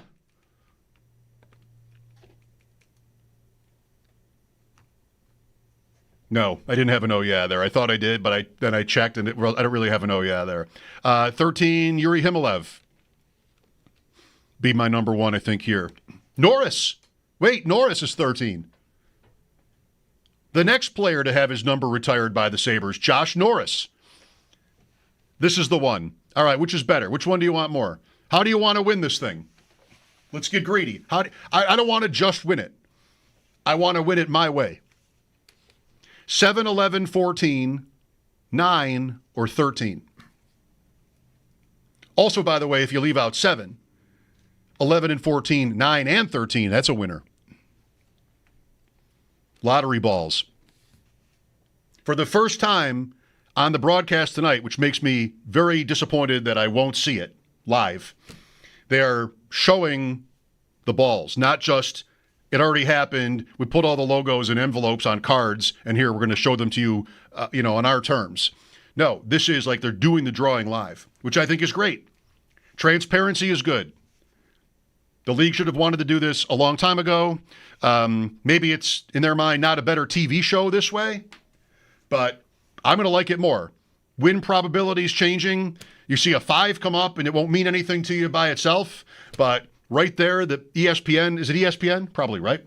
They're going to change the odds, and you'll see, and it's going to be an hour for 2 draws, at least 2, probably 2, unless the same team wins both, and then they'll do it over. Or you get that very exciting pick again option, 11, 12, 13, 14, then they do it over. I don't know why the math works the way it works, but I love it. 1,000 possible combinations for these 14 numbers, four draws of 1 to 14, and then 1 left over that we're going to make it a redo. Well, that would be great. I'd love to have the redo.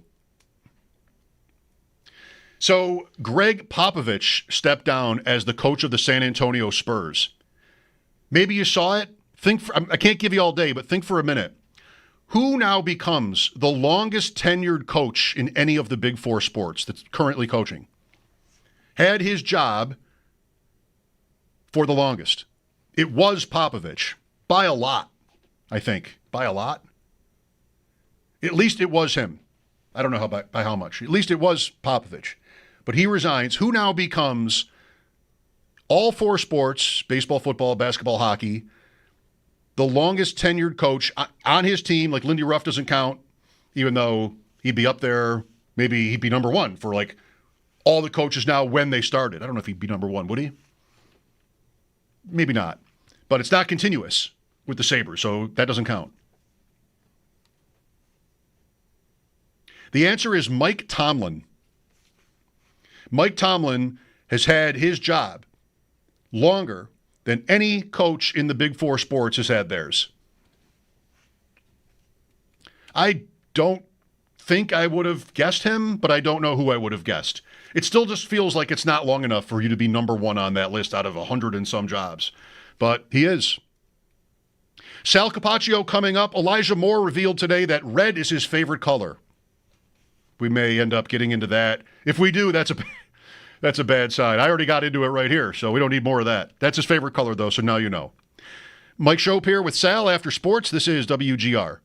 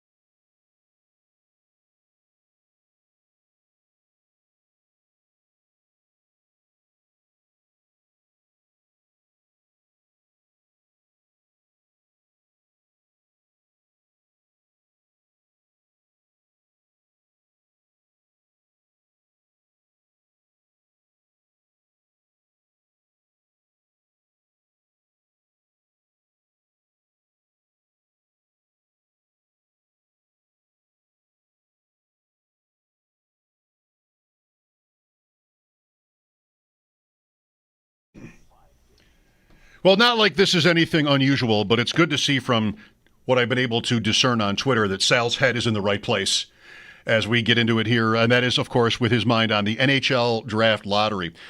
Have you gotten a satisfactory answer to why there are not fewer balls in the hopper? No, have not. I've had a few people tell me, well, because you couldn't do 6.5 then. Well, that's not the point. I know that right now you couldn't do the exact number. My idea is instead of doing it the way they do with 1,001 different combinations of balls 1 through 14, just say, okay, let's say 1,000. You had brought up a good point. Maybe you'd have too few balls to make a difference. Okay, let's just do 1,000 balls then. Put them in, and the Sharks get 260 of them, 26%. The Sabres get 60 of them, 6%. That's fine. I know that right now you couldn't do it because of the 6.5. Just round it up. They've changed the numbers over the years, the odds. That's not the point. The point is why make it so convoluted to follow? Can't they simplify it is what I'm asking. And no, I have not received a good explanation as of now. Well, simplify is a tough word to combat in this, but I think the most important thing is the odds. Like San Jose is 18.5, and there's some reason why it's not 20.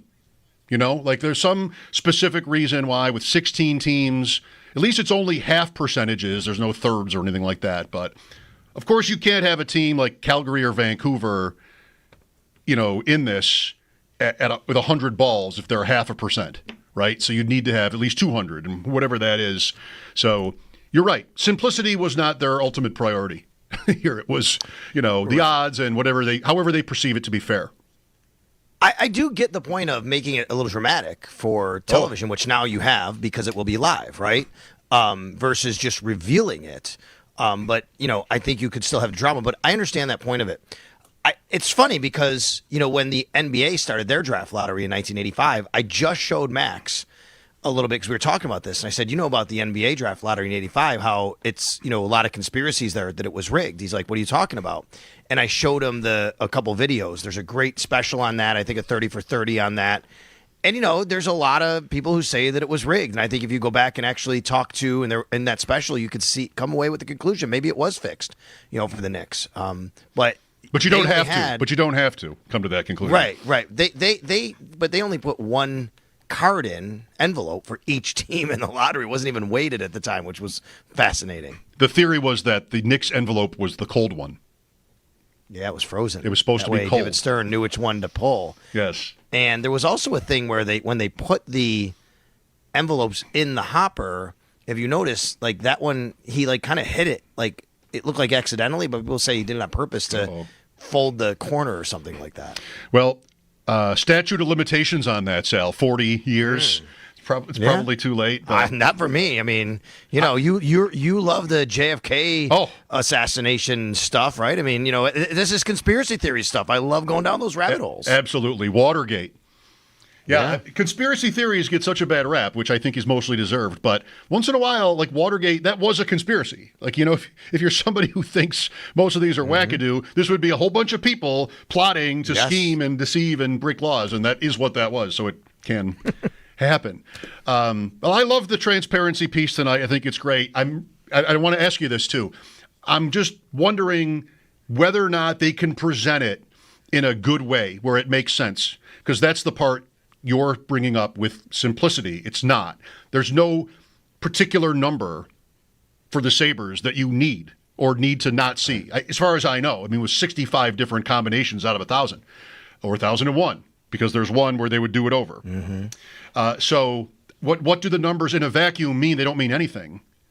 But we'll see how they do it with the graphics to show you the movement and the probabilities, because that's done now even during games. That's kind of constant now with sports, and it will be a part of tonight, but will it, go over well? Do you you've watched when they show, they actually do have a video that gets released later of this, right? You know what I mean? They show in years past what they've done is they've done the lottery, they show who gets it, and then they'll later put the video up on the actual drawing, which tonight we'll see live. And I remember a few years ago when the Sabres got Dahlin, and the ball that it came, there were 3 balls, and there was one that was coming up, and it was between the Sabres and the Hawks, maybe another team in there. But the Blackhawks were very close to getting Dahlin. I think it was them. It might have been Detroit. I think it was the Blackhawks. I think it was too. And like that ball was coming up, and the Sabres ball kind of knocked it out of there at the last second to get sucked up in the machine. It's the most physical thing the Sabres have ever done, was knocking the Blackhawks ball out of the chute. That's right. I love it. I love it. Yeah. It's the one time in their history they were physically superior.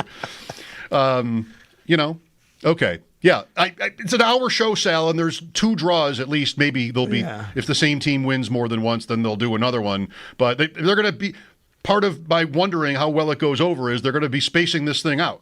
It's not just going to be pop, pop, pop, pop. Mm-hmm. So one ball, and then we change the odds and we interview somebody. I think it might be like that. I won't be able to see it, unfortunately, because I'm very curious. Yeah, you're going to get some messages from like Larry Playfair and Jerry Korab and Rob Ray in a little while about you saying about how they haven't been physical in all their history. So. I deserve it. Okay, but you have to agree, mostly their reputation over the years. All right, okay. Mostly. Speaking of things I'm curious about, Elijah Moore. Yeah. Mm-hmm. Okay, so he spoke today. Any takeaways? And then I want to ask you about sort of what the pecking order you think might be. That's the big question. Yeah, there was a lot about him wanting to play with Josh Allen, how Josh really kind of influenced his decision. It really is. I mean, Matt Bove said this last year, and it's not earth-shattering or groundbreaking, but Matt was right. And I think if you look at it in these terms, this was on It's Always Game Day in Buffalo. Matt said the greatest, free agent recruiting tool the Bills have is the quarterback they have, of course, right? The way he put it was right around when Josh won MVP. He said, for all of Josh's value, being the MVP of the league, yeah, that's amazing. You want to know his true value? Look at free agents, look at contract extensions, look at money that the Bills given. They're not, for the most part, I don't think they're generally overpaying for people, but you could pick apart things. But it's guys want to come here and play, and it's not just receivers, by the way. It's people who are here already, and I think that's it with Elijah Moore. Like he's like, hey. And a lot of talk today, if you go through the Zoom call, whereas at one time he said, I can't throw the ball to myself. He actually said that, right? Like he's talking about quarterbacks. And he was trying, I think, walking that line of, I don't want to be disparaging to the quarterbacks I've had, because these guys are putting in the time and they're professional football players. But at the same time, I've never played with a guy like Josh Allen, and I've pretty much had a wandering through the forest type of quarterback situation where I've played. So if you go back and listen, that was a big deal, I think, of why he's here now. We are once again embarking on this, as we know, some will say that's good, some will say it isn't, on an off season where trying to figure out the wide receiver pecking order is really hard. And Elijah Moore makes it harder. Hollins is gone. Cooper is gone, of course. No chance of that, I would think, at this point. But you have Elijah Moore in, Josh Palmer in, then who was here? Shakir, Coleman, Kincaid, and Samuel. Elijah Moore, Sal, could be any number on this list, I think. I mean, I would like to think he wouldn't be last. However you'd want to measure it. Production, talent, usage. I would like to think he wouldn't be last based on his age, the money, his talent. But I don't know about first. Shakir maybe has to be first. What do you have to say on how these guys rank for you and how you think they rank for them? Well, this is on the heels, too. I'm glad you bring them up because, I just had I had a tweet today about Brandon Codrington and Laviska Shenault, which I think ties into all of this. And one of the things that I've seen a lot lately is people saying and talking about how Brandon Codrington and Laviska Shenault are fighting for a roster spot against each other. Well, I don't see it that way. Now, I understand if the point is, and I'm not here to disagree with this point, that I don't know if they can keep 2 guys who have these specialists, these special skill sets, who don't contribute in their other capacity, meaning Brandon Codrington at corner, Laviska Shenault at wide receiver. Okay, but I would say Laviska Shenault, for him, what he has to do is show he can contribute at wide receiver, right? And if that's the case, then I think that this even changes the equation of what we're talking about, because if they decide to keep him and he's going to be a 6 wide receiver, you're talking about 6 guys in this team, to me, including Elijah Moore, right? And maybe Laviska Shenault, I don't think he's going to pass Elijah Moore necessarily, but if he does enough to show he can be on the team, he's probably got to show enough, Mike. I think he has to show enough at wide receiver to do that. Yeah. So now you're talking about Shakir, Coleman, Palmer, Samuel Moore, and Shenault. And I think that Elijah Moore right now probably slots into that 5th guy, and there is a chance he could be the 4th guy if Curtis Samuel doesn't wind up being, I think, what they think. But as of right now, if we're to put it on paper, if I walked into the Buffalo Bills, coaching staff, and I don't know if they do this or not, but if they had up on a board a depth chart, I'd have a hard time seeing Elijah Moore ahead of the top 4, Shakir, Coleman, Palmer, and Samuel. But I do think he's right there to kind of fight for that. I also think that if Laviska Shenault can show that he can contribute at wide receiver, they may feel, okay, well, if we're going to keep him as a kick returner, we got to use him there too. I got to think his only chance is if he's given that role, and I think he has to be amazing at it, which he's been good. I mean, he's an established, excellent kick returner, but you'd know better. I just think there's no path for him otherwise. He's just not been an effective enough NFL receiver. Right. He's had like 3 or 4 big plays, and like that's almost it in his career. Every one of these guys, including Moore and Coleman and Palmer, to an extent Samuel, are guys where their best years are mostly just kind of like wide receiver 3 years on teams. Nobody's had Shakir last year for Shakir would be more like a wide receiver 2, right? He's not A.J. Brown. So you have a bunch of guys here that are just very comparable in maybe their production over the years, but also then very different in skill set. I mean, Palmer is in here for a specific reason, right? To get open. Because he's never been big volume. But everything you're saying points to, I think they would agree and say that's why it's everybody eats, Mike, right? Like, as much as people, if they don't like that term or want to mock it or whatever, everything you said is right, and I think the Bills would agree. Like, yeah, that's why we don't have the number one guy that's got to be force-fed these targets. It's everything you said. If you look around, these guys are not the kind of guys that are going to be the number one on any team in this league, really. What they are is they're probably number 2 or 3 on any team, though, right? They're also not number 4 or 5 on teams. They're number 2 and 3. So we have 5 guys who are between number 2 and 4, let's say, on any team in the NFL, where on some teams, most teams are not going to be number 1, and on some teams they're, going to be, not on the team. I don't know how you want to phrase it, but you get my point. I think they have a lot of guys here who they feel can be really contributors who all fall into the same bucket. And by the way, that includes Dalton Kincaid, right? That includes a guy with a pass-catching tight end who I think has to be a part of this when you talk about it, especially now that they signed a guy or drafted a guy like Jackson Hawes. Like, I think last year they didn't get to 12 personnel nearly as much as they wanted. They do run a lot of it. They run 12, they run 13 with Alec Anderson, but I think they want to run more of it with the ability to have a true blocking tight end and a true pass-catching tight end.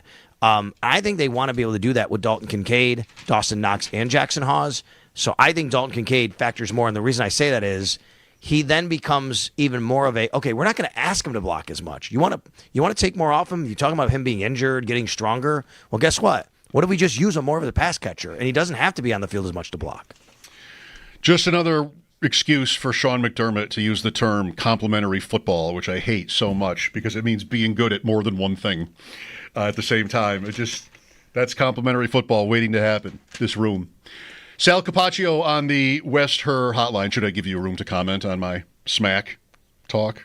Or I don't know if you want to. I know you don't like the term. I think a lot of people share your sentiment. It is a football term. Lots of coaches use it. I get it, but I understand. I force a turnover, good defense, score a touchdown, good offense. Doesn't have to be called anything. All right, Sal, so today's kind of been this morning. Proverbial dust settles on the draft a week away. Yeah.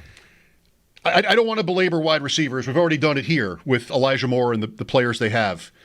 But the receiver issue, if you will, not getting one, for me, it would have been like round 4. I don't think it was the kind of draft where it was called for necessarily before that.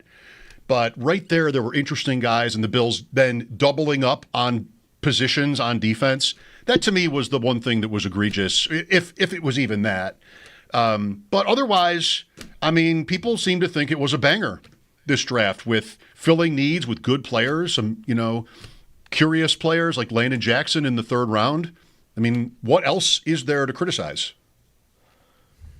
What else is there? I mean, obviously, well, if you want to go from that standpoint, obviously some people wanted a wide receiver. We've been over that. That was what happened last week when, Brandon Beane came on WGR, and there's been a lot of talk about that. But I agree with you that this came down to need meets value. This just happened to be a draft where there was a ton of value at the areas where the Bills had needs. So it made it a lot more palatable to do what they did, which is take a couple of defensive linemen. It was a deep defensive lineman draft.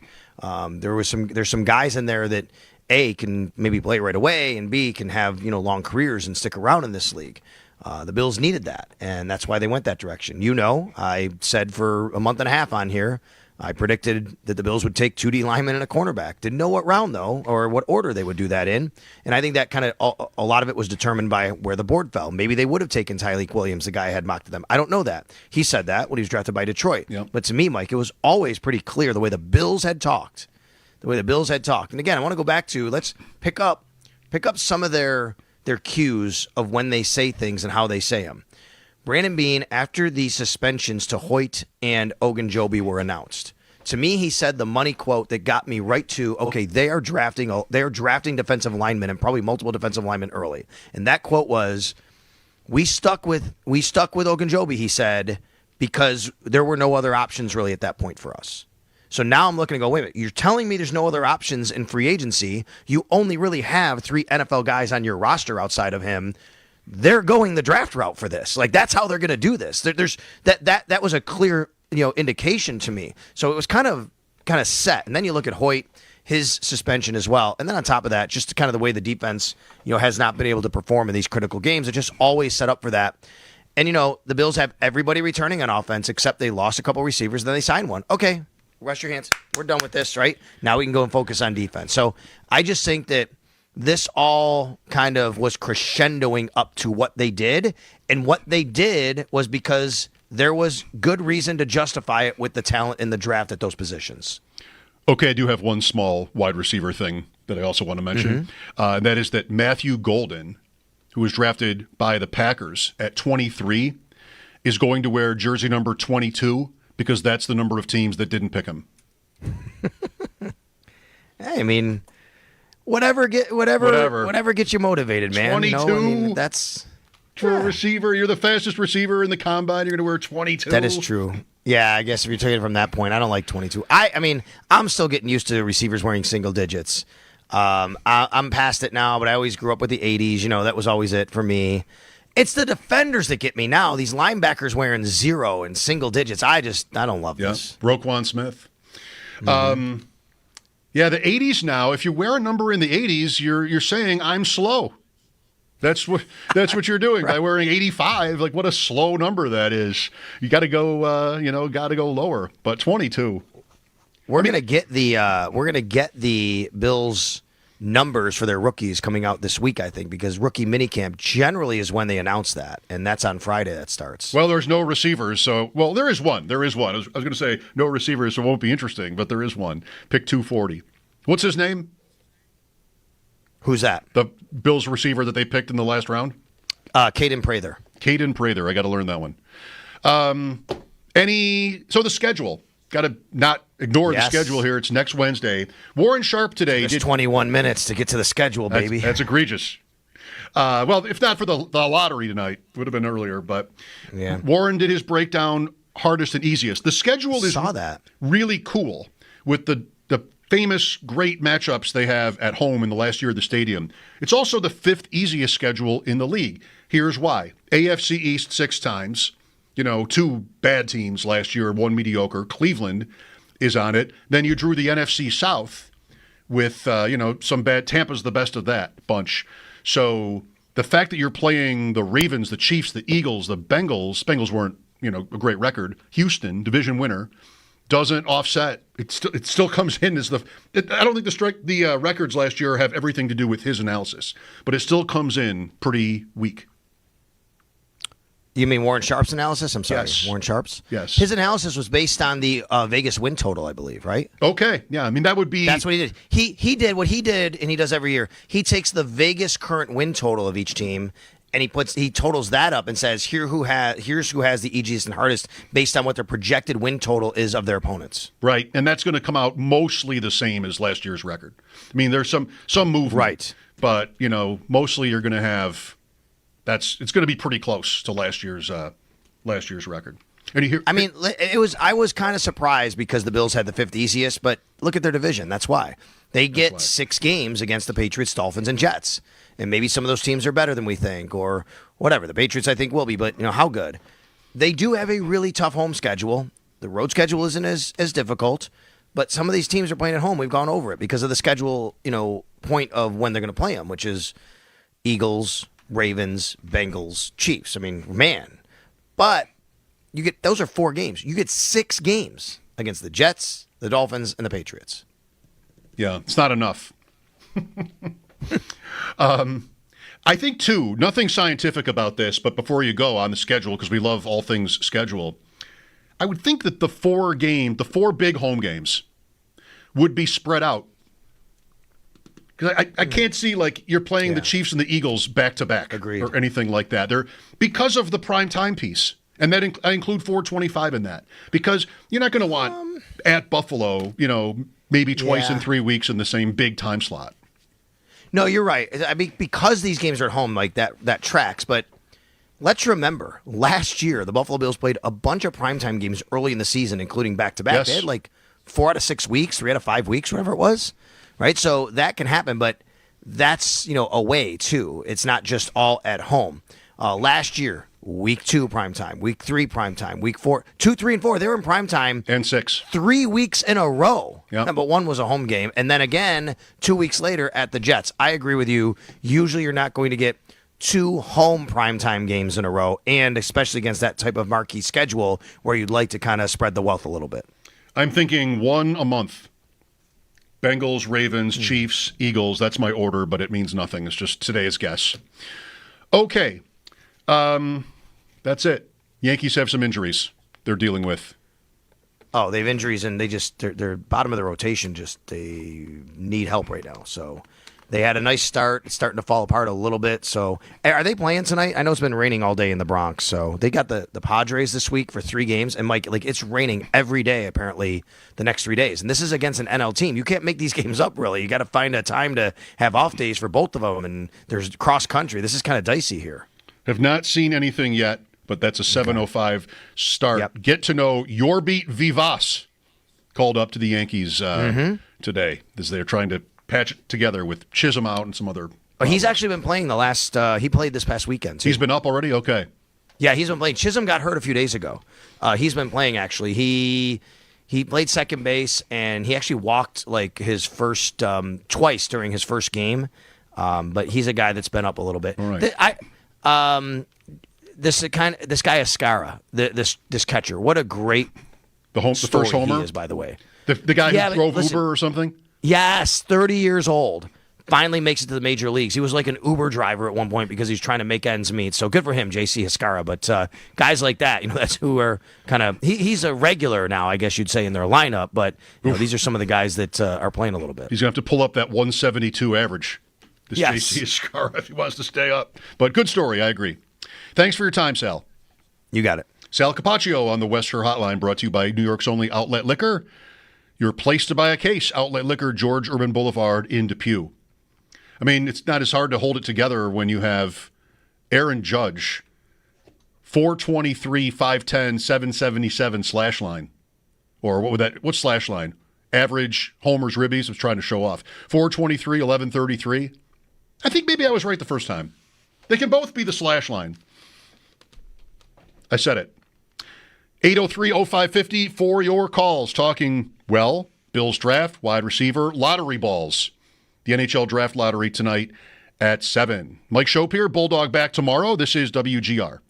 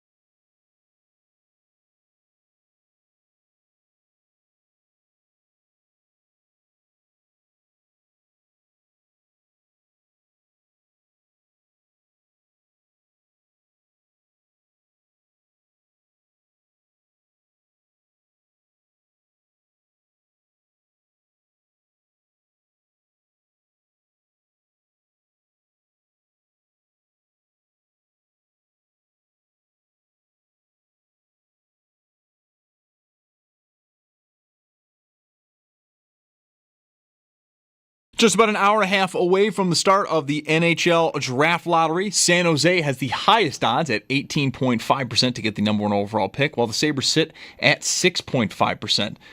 Buffalo does have 5 other possible pick scenarios. The most likely for them is the 7th overall pick at 44.5%. Again, the draft lottery going to get going at 7 p.m., and immediately following that, we'll get to round 2 of the Stanley Cup playoffs as Toronto will host the Florida Panthers.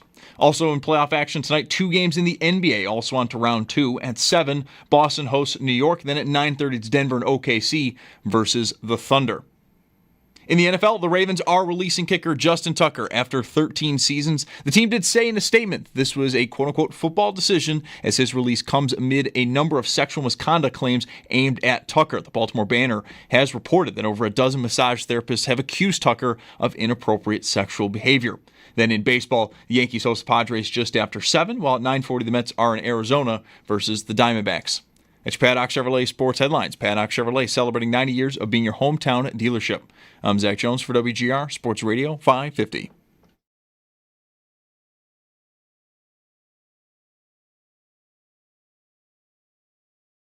Seconds to go. The Jets with an opportunity. Eagles. Misfires. Passes across the set. They score! Can you believe it? My goodness!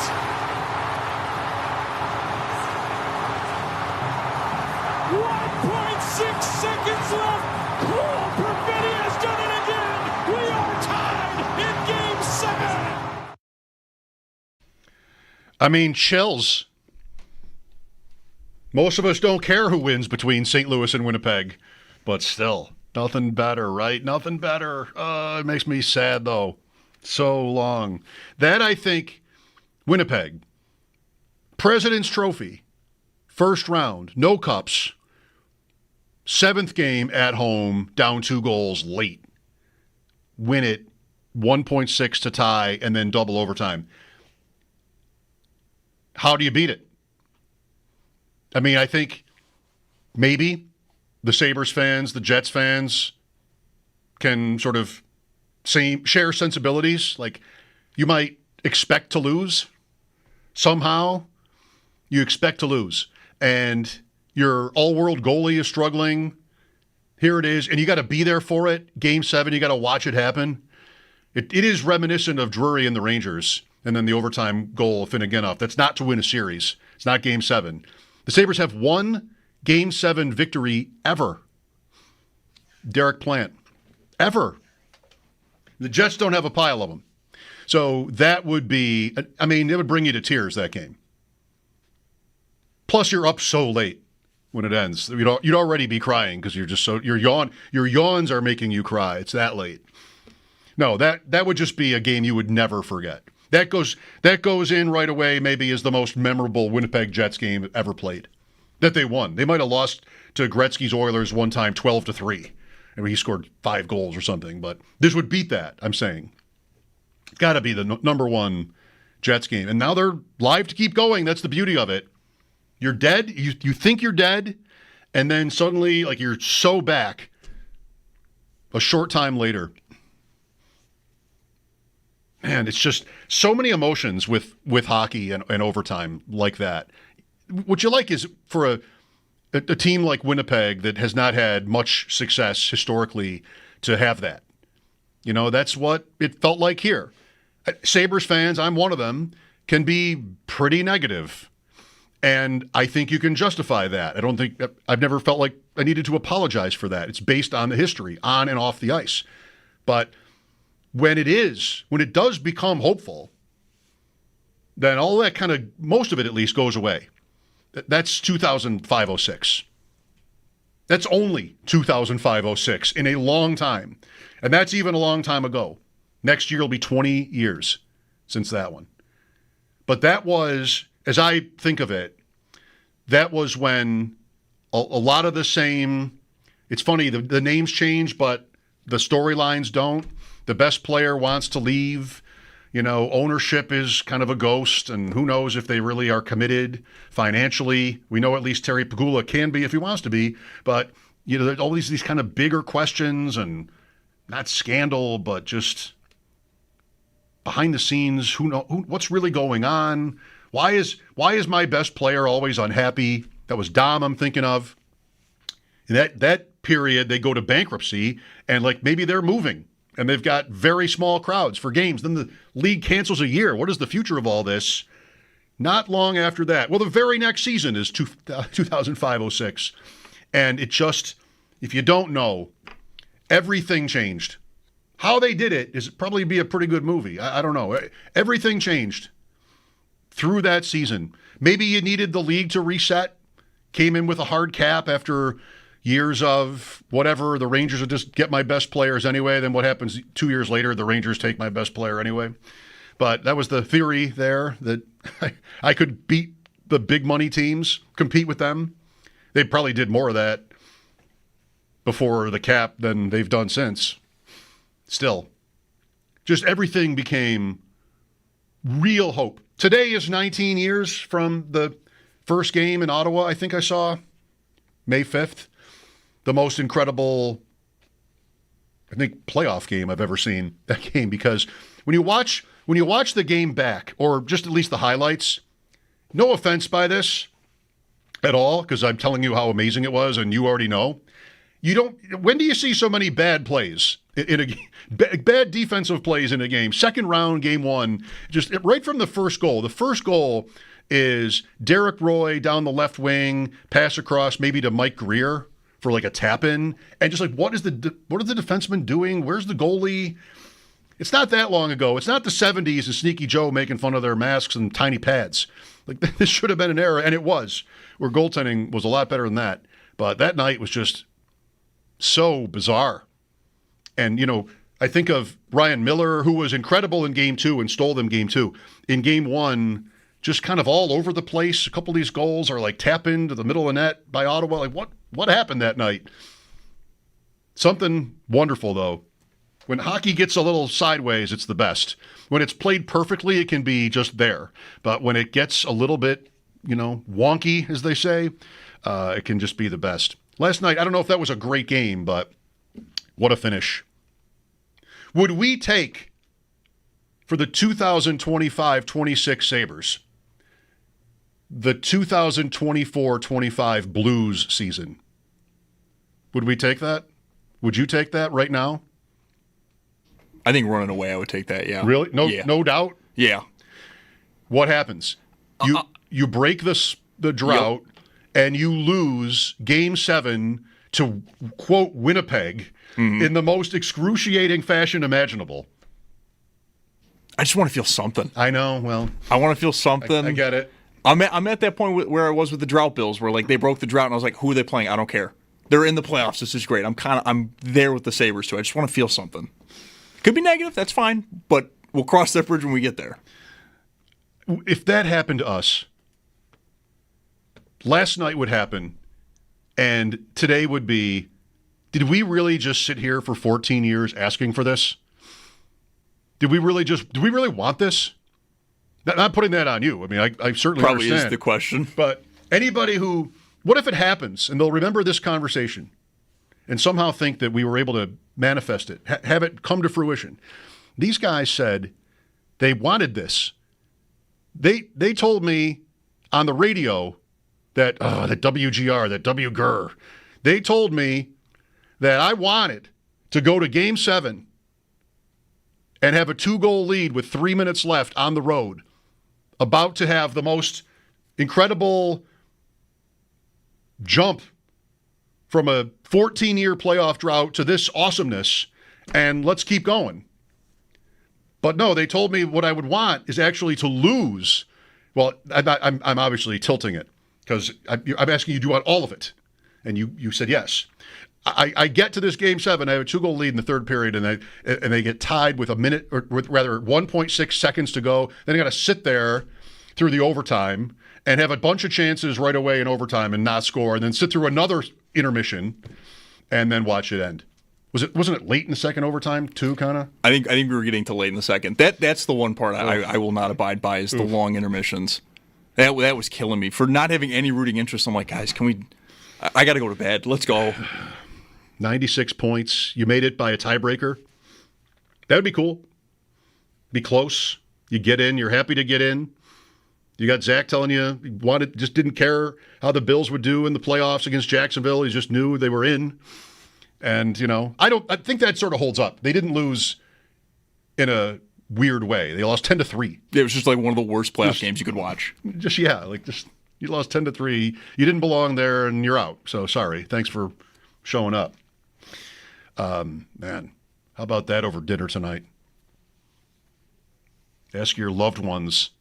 Make sure you know they love you first. Have confidence in their love for you before you bring up, I was just wondering, would we take the 2024-25 Blues season for us next year? Think about it. There'd be a lot of good games and wins and jubilation.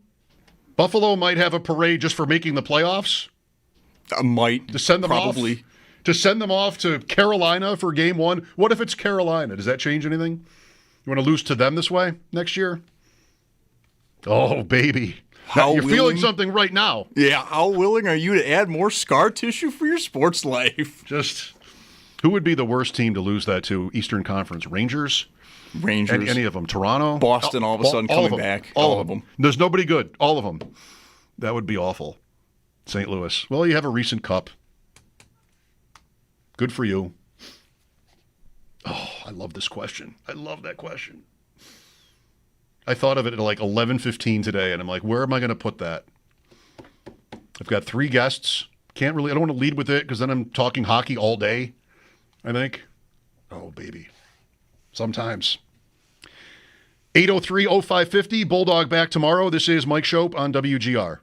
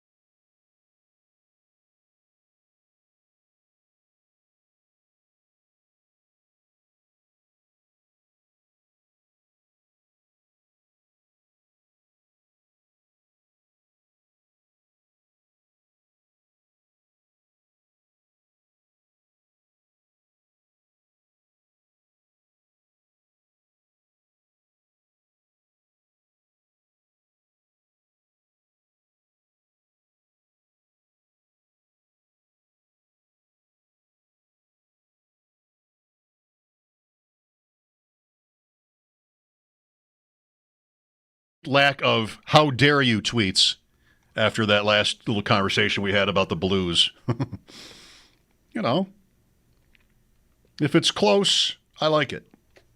Would it be close if you asked 100? Let's make it 1,001 in honor of the lottery tonight. If you asked 1,001 Sabres fans if they would take this Blues season for next year's Sabres season, and one of them says, I refuse to answer. So that's the one pick again option in the lottery, 11, 12, 13, 14. That person's name is 11, 12, 13, 14, and they do not take the questions. You have 1,000 yeses or nos. What percent of fans would say yes? Now, you wouldn't get to know that to watch Game 7 would be a nightmarish experience, and you shouldn't do it. You would not get the warning. You would sit down excited. You know, you're being honest with yourself, but goalie's been beatable. I'm live here. My team's kind of plucky and good, St. Louis. Then I'm up 3-1 late. Then I think I've got it. Or would we not? We would never think we had it. We would never think we had it. We would replay. I went right back into it. I had no intentions to. We would replay the last minute and a half from the second goal to the end forever. It would go down right near the top of the excruciating losses in this town. All right, well, enough about that. It's not going to happen, right? It's not going to happen. So if you're into soccer, that's a great way to start a point. If you're into soccer, everybody's like, nope. But you're still here. So you are into soccer. Trent Alexander-Arnold has been this dominant, I don't really know this, but I've heard it, I watch it. I can't name more than one player on any team, but I'm familiar with this name. Trent Alexander-Arnold, right back for Liverpool, which won the league this year. It's already been decided. He announced yesterday or today that he was leaving Liverpool for Real Madrid. The expectation is he's going to play for Real Madrid. He's been on all these Liverpool teams. Man City had a dynasty in there, but they'd won before with Jurgen Klopp at the helm, and now this year with Slot. They've been a good to great team for many years in Premier League. Liverpool, you probably heard of them. So one of their most famous guys announced, I'm ready for a new adventure. Trent Alexander-Arnold, and he's leaving for Real Madrid. Why am I mentioning this? So they had before the game today, they were talking about him, and they had a graphic about his career, and it said, Alexander-Arnold joined Liverpool Academy at the age of 6. So that's how that goes. I mean, I guess I knew that kids could be signed. Didn't that happen with Pulisic and Borussia Dortmund? Mm-hmm. So he joined Liverpool at 6. How well on display were his football skills to be signed at age 6? Do they sign everybody? Do they just like this kid? You got to see this kid, 6 years old. And he's a fullback, by the way, at least professionally. Yeah, and like I imagine at that age too, it's like we're just here to let you run. Like you're just gonna get all your energy out. So like, what are you showing off? I mean, also though the new adventure makes a lot of sense. He's been there forever, as long as he has memories. He's been there. 6. Yeah, I can appreciate that. I just wonder like I'm sure I could find out. No, there's no way to find out what the story is, how this guy got signed at age 6, and like how often someone that young or even maybe younger, they didn't scoff, they didn't blink on the broadcast today. Nobody went like, wait, that says 6 years old. Are we sure that's accurate? No, soccer wouldn't do that. They sort of know this is kind of what happens. The biggest programs, they're signing really little kids. I've been to 6-year-old soccer. What a guy would have to have done on the field that day against my daughter's team would just have to blow my mind. I don't know what you would have to look like as a 6-year-old. This guy's big and tall. Maybe he was like way the biggest kid, and they knew that about him. They liked that. They had his charts. He projects to be a 6'4" or something like that. Liverpool Academy, age of 6. Well, he's done with them. I don't even know how old he is now. He's just been on the big team there for like a decade, I think. Trent Alexander-Arnold. They're really on the ball over there signing 6-year-olds to long-term deals. They just sign their rights, right? They just own their rights. And maybe that's like what you just would always say yes, because it's money and it's Liverpool. Would a family always say yes to that? I don't know anything about it. Like eligibility stuff that we would care about. You sign the pro deal, you're done. You can't play in college, like that kind of thing. Bulldog's son there for a while was kind of the deal. This though, does he stay in school? Does he go to school on Monday as a first grader, having signed with Liverpool over the weekend? I guess. The NHL draft lottery is tonight. Chad Daminus will join me to talk about the Sabres, philosophy, how important tonight is, all of that. That'll be from Expected Buffalo. That'll be after the update here on WGR.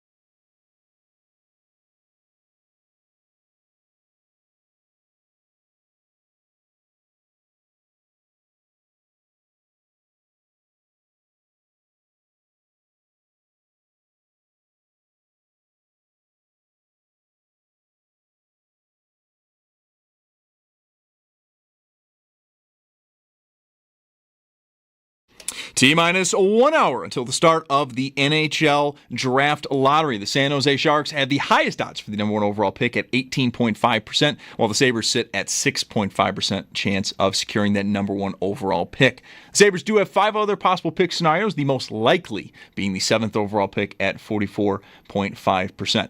But following the draft lottery, immediately following the draft lottery, will be the beginning of round 2 of the Stanley Cup playoffs as Toronto hosts the Florida Panthers. We also have 2 playoff games in the NBA as round 2 also gets underway there. At 7, Boston hosts the Knicks. Then at 9:30, it's Denver and OKC versus the Thunder. In the NFL, the Ravens are releasing kicker Justin Tucker after 13 seasons. The team did say in a statement that this was due to football decisions. However, his release does come amid a number of sexual misconduct claims aimed at Tucker. The Baltimore Banner has reported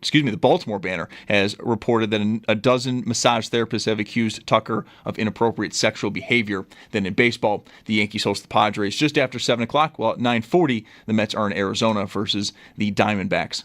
That's your Paddock Chevrolet Sports Update. Paddock Chevrolet celebrating 90 years of being your hometown dealership. I'm Zach Jones for WGR Sports Radio 550.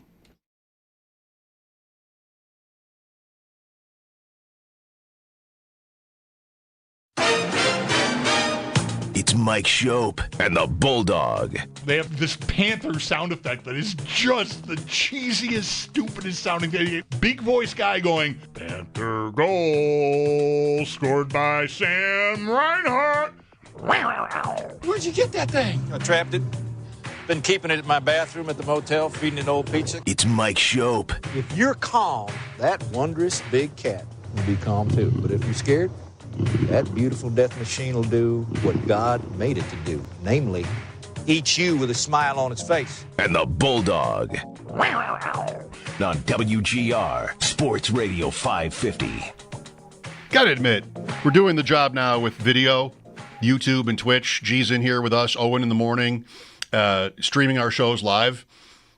Especially given the results of the events of last Monday, it is hilarious that the one actual thing that we have in this studio is the wide receiver big board with no names on it. It's perfect. Here, let me just bring this over here. Let the world know. Let the world know that in this studio, there's one thing that isn't crap, and it's that. And it's just so fitting.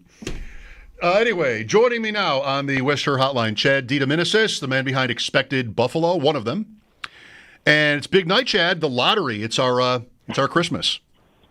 Yeah, this is our playoffs the last 14 years, right? This is a big event. This is it. Would you like, and feel free to just hang up if no, would you like to weigh in on the Blues question? Would you take the season the Blues just had for next year's Sabres, including everything? Just for 1 year? Absolutely. Yeah. Oh, okay. Because you're in. You're in. You go to Game 7. I mean, it's crushing, but I feel like you're in it at least. I mean, maybe if I was a team that I made the playoffs 4 of the last 6 years, I wouldn't want to lose that way. But when you haven't made it in 14 years, I'll get swept 1-0 in overtime every single game just to get in. You'll get it off your back. I couldn't dream up a losing scenario in that series that would sway you. No. This would be it. This would be it. If you got swept, you'd have no illusions of bigger things, right? That's just President's Trophy winner. I'm not there yet. But this thing, holy, 1.6 seconds. 1.6 seconds away from winning, yeah. No, I get it. It would be crushing for a day, and then I'd be they made it. On to the next thing. Yeah. It'd be good for business. Absolutely. I don't know what that's like. I've never covered a playoff team, so maybe one day. Oh, wow. Amazing. I feel like you've been around a long time, and you have, but it's still true. Yeah. I don't need to talk prospects here yet. It's the night of the lottery, and I don't know what to do with names yet. But to the extent that you know anything about the prospects, you surely know more than I do. How important is the result tonight? I think for the teams like San Jose, Chicago, those guys at the top, it's probably important because of Matthew Schaefer, I think, is a really, really good defenseman that could help teams like that need that type of player. Michael Misa also, I think, is a really nice forward prospect too. Those are the 1-2 guys.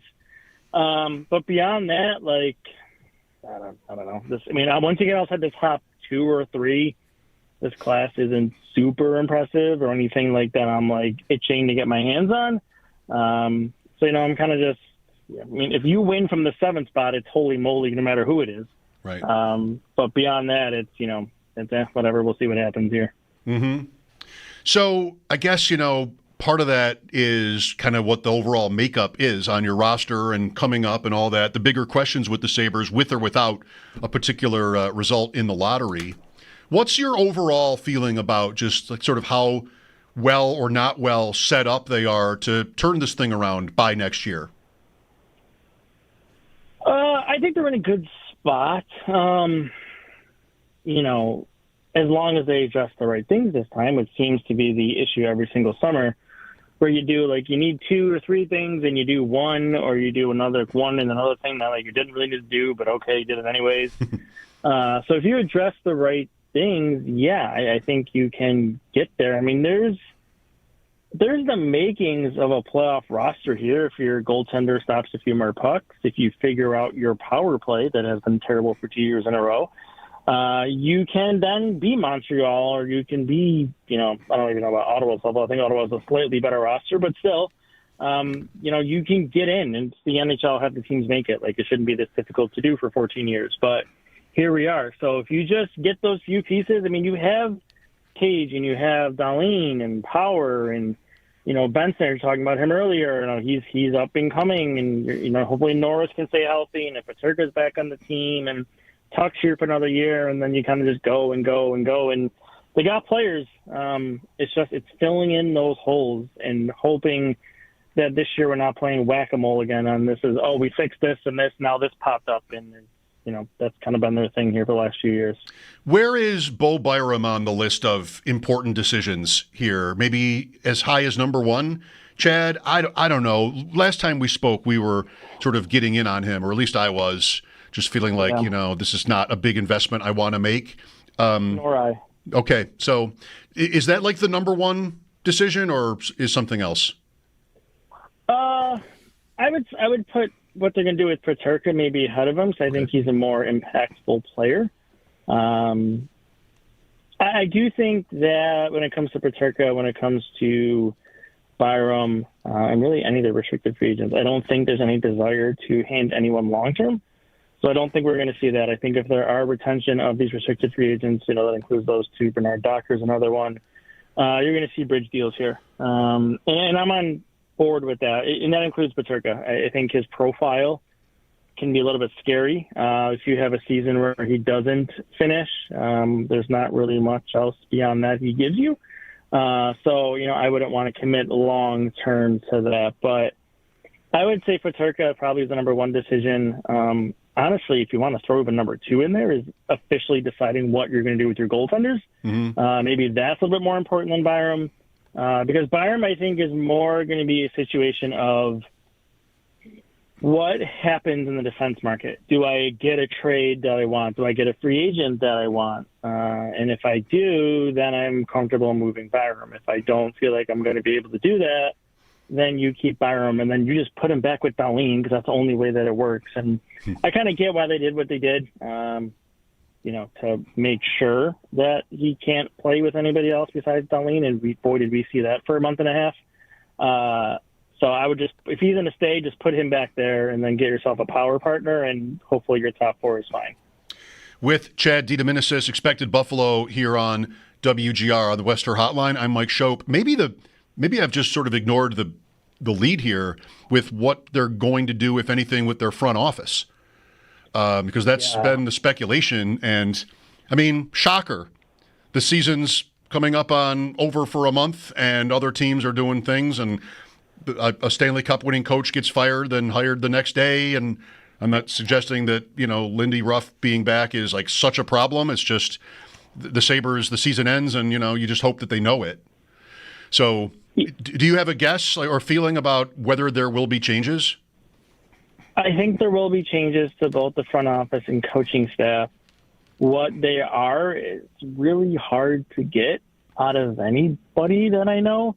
The one thing that consistently keeps coming back to me, and I think I put it out late last week, is I guess I have a growing confidence that Adams' title is going to change. That just seems like a lot of smoke behind that. There's a lot of people that I know are pretty good connected who keep saying that. I don't know what the title will be. I don't know what his responsibilities would be. I don't know who would replace him.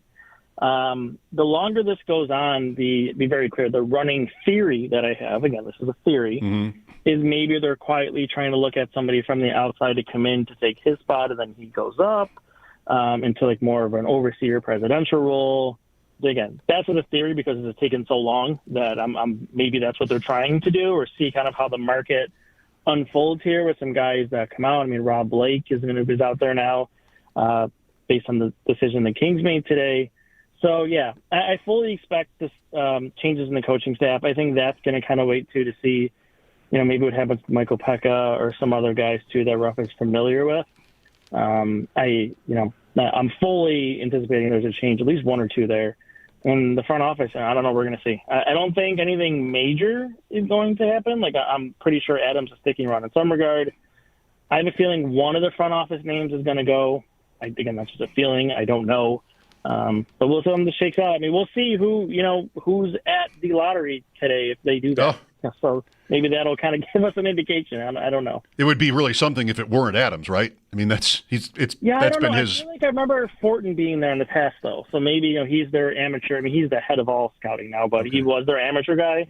And I feel like he's been there in the past. Maybe if it's him, that kind of makes more sense. If it's some completely random person, then I don't know. We'll be guessing, I guess, for a few days on what that actually means, if anything. Yeah. By the way, what do you think of the change to the presentation tonight from? Oh, I love it. I can't wait. Me too. I hope they have it set up good. I'm excited to see how the odds change as each ball comes out and how they have it set and how they present it. I think it's going to be cool. If they do it right, it can be a really cool event. Yeah, I agree with that totally. They probably will be dragging it out because they've got an hour, and it's as few as 2 draws. They don't draw for every spot. It's just 2. So as long as the same team doesn't win both, that's it. We're done. Or that sounds like a lot of Batman talking that could be concerning. That's right. That might be. I've been upset to not be able to watch it tonight live, but I'm not. It's not all bad. Maybe because those can be painful. But yeah, like transparency, it's easy. Get it out there and let's do it all together. And I would think that is your guess maybe that the point you made about the probabilities will suffice. Like, will they do that well? I think there probably will be. I don't know. You might have a strong opinion about this, just as that kind of thing has really moved in on sports broadcasts. I think totally in a good way. I want to know after every pitch in a baseball game what the win probability is after every pitch. But anyway, do you think they'll do it well, and do you think that people will like it? Yeah, I mean, I think the first one, we maybe understand there might be some clunkiness to it as they kind of go through it. Mm-hmm. But I think it's pretty simple. You just line up all the teams on, let's say, the left side of the screen. You have the percentages there, and as the ball comes out, the percentages change. I wouldn't get goofy and put teams up and down based on their percentage thing. Maybe that's too much movement on the screen. Or maybe they do it, I don't know, you said they have so much time, maybe I don't know, Batman's here, let's see how it changes. And then I don't know, something moves. I have no idea. But I think if they do it properly, they have time, they don't got to rush through it. It can be pretty fun where I'm envisioning a team that has a 3% chance the ball drops and whoa, look at that. They jump to 29% because that one ball or something, something crazy like that. I would be, I'm not trying to take you so literally. I think I would be surprised if a jump like that is possible. I've been looking at these numbers all day and trying to find, the low odds teams. Are there numbers that are just not there? I feel like I'm on Severance and I'm staring at the numbers and trying to put them in buckets. And which of these numbers scare you? This kind of thing. Because at first I'm the Sabres don't want a 5. And then you keep going and they have 65 different entries and there are lots of 5s. I couldn't get that deep into it, so I respect it. Yeah, I appreciate that. I don't know if you should, but the Sabres have 1, 2, 4, 5. 1, 2, 4, 5. Okay. Mm-hmm. I heard talking about 7, 11, and whatever, 14 earlier too. So yeah. 7, 11, 14, and either 9 or 13 win it. And Eichel, I'm not sorry for saying the name, but Eichel wore 9, and then didn't he wear 13 in the preseason? Didn't he wear 41? 41. 41. And then 15. That was his first number was He 15. had to earn his 9, because that makes sense. He had to earn his 9, right. Sorry. Second overall pick. we couldn't expect him to pick a number that he would get to keep. I'm sorry, wasn't he a different number before 9 too even? Or he was 15, 15, right? So he had to earn 15. his 15 and then to 9, yeah. Right. Then he switched to 9, and everybody had a 15 jersey, and whoops, too bad. Yep, I have a 15 jersey, so yeah, I'm one of those people. I remember at the time too, because it seemed maybe fair to complain about that in the NBA, if you do that, you have to buy up all your jerseys at the league shop. Yeah, I think the NFL is the same way too. Well, Pretty sure. I might be mistaken, but I thought, NHL I don't think is, but I think the NBA and NFL are that way. well, those leagues will never succeed. The NFL and the NBA. Who's ever heard of those leagues? Right. What do you think of the playoffs so far? Fun. Good first round. I don't want to say anything really surprised me. The Hellebuck thing I think was a little bit scary for Winnipeg. I feel like they're a team that if they just get the goaltending, which is insane to say about Hellebuck, that they can make a run. But again, the first round was easy. I mean, at least he calmed down late in that game yesterday. But yeah, I will say one surprising thing. I think Dallas beating Colorado without Robertson and Heiskanen is super impressive for that team. Because now if they get them back and Rantanen decided he was going to be mad at Colorado in game 4 and turned into a psycho mode for those last 3 or 4 games. So I think that might be a dangerous team now. Again, as long as Ottinger holds up and they get healthy, then they could be a really dangerous team in the West. But yeah, I was surprised to see Colorado go out in the first round. They were hot going in, and they were kind of the sexy pick to make a run. And getting bounced without 2 of their best players is a rough look for them. I like how you thought that through, because at first you said, I don't know if anything really surprised you. And that's the best you can do is the Avs, which, I understand.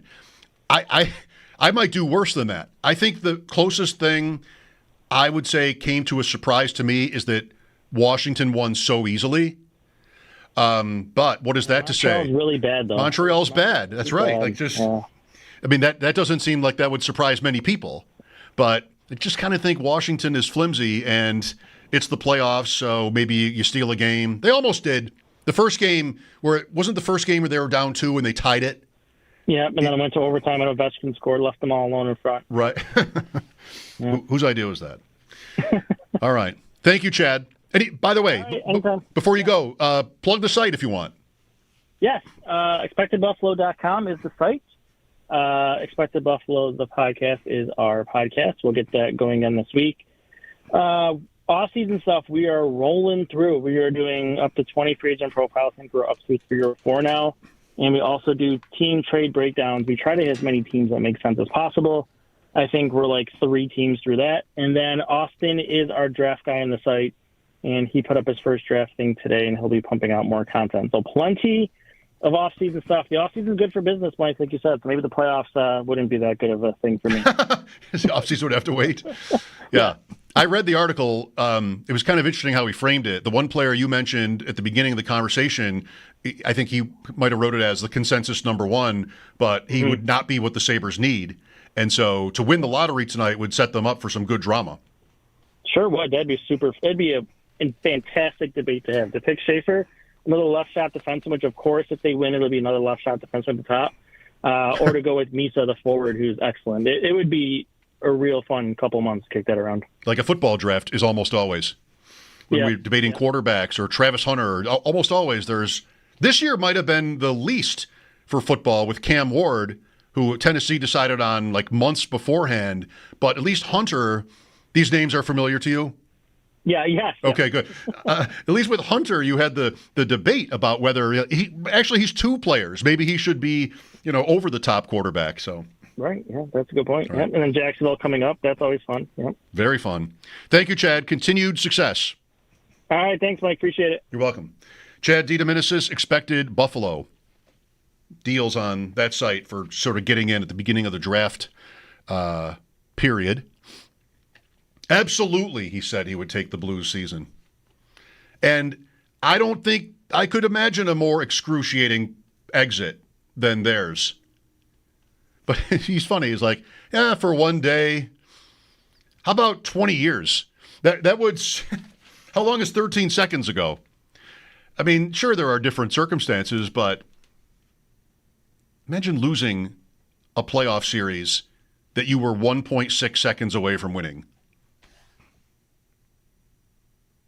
You could go through and do like in basketball, how they put 0.2 seconds back on the clock 5 times every game, and then just sort of, oh, the clock stopped early here. I would do that. I think if I were a St. Louis fan, I would rewatch this entire, I'd drink, then I'd rewatch this entire game and find all the times where maybe like an extra second should have run off the clock. Home cooking, they're losing. I mean, we can't find 2 seconds there. Then you sort of file grievance and get nowhere. It's a great Saturday night. Yes. Yes. It's Saturday night, like 2:30. Yes. Yes. Probably not best to spend waking hours on that sort of project. Earlier today, Spencer German, 92.3 The Fan in Cleveland, Rochester native, by the way, joined us to talk about, a very interesting Browns draft and offseason, and Elijah Moore and what the Bills are getting in their new wide receiver late of the Browns. That conversation is next. I'm Mike Schopp. Bulldog will be back with me tomorrow. This is WGR.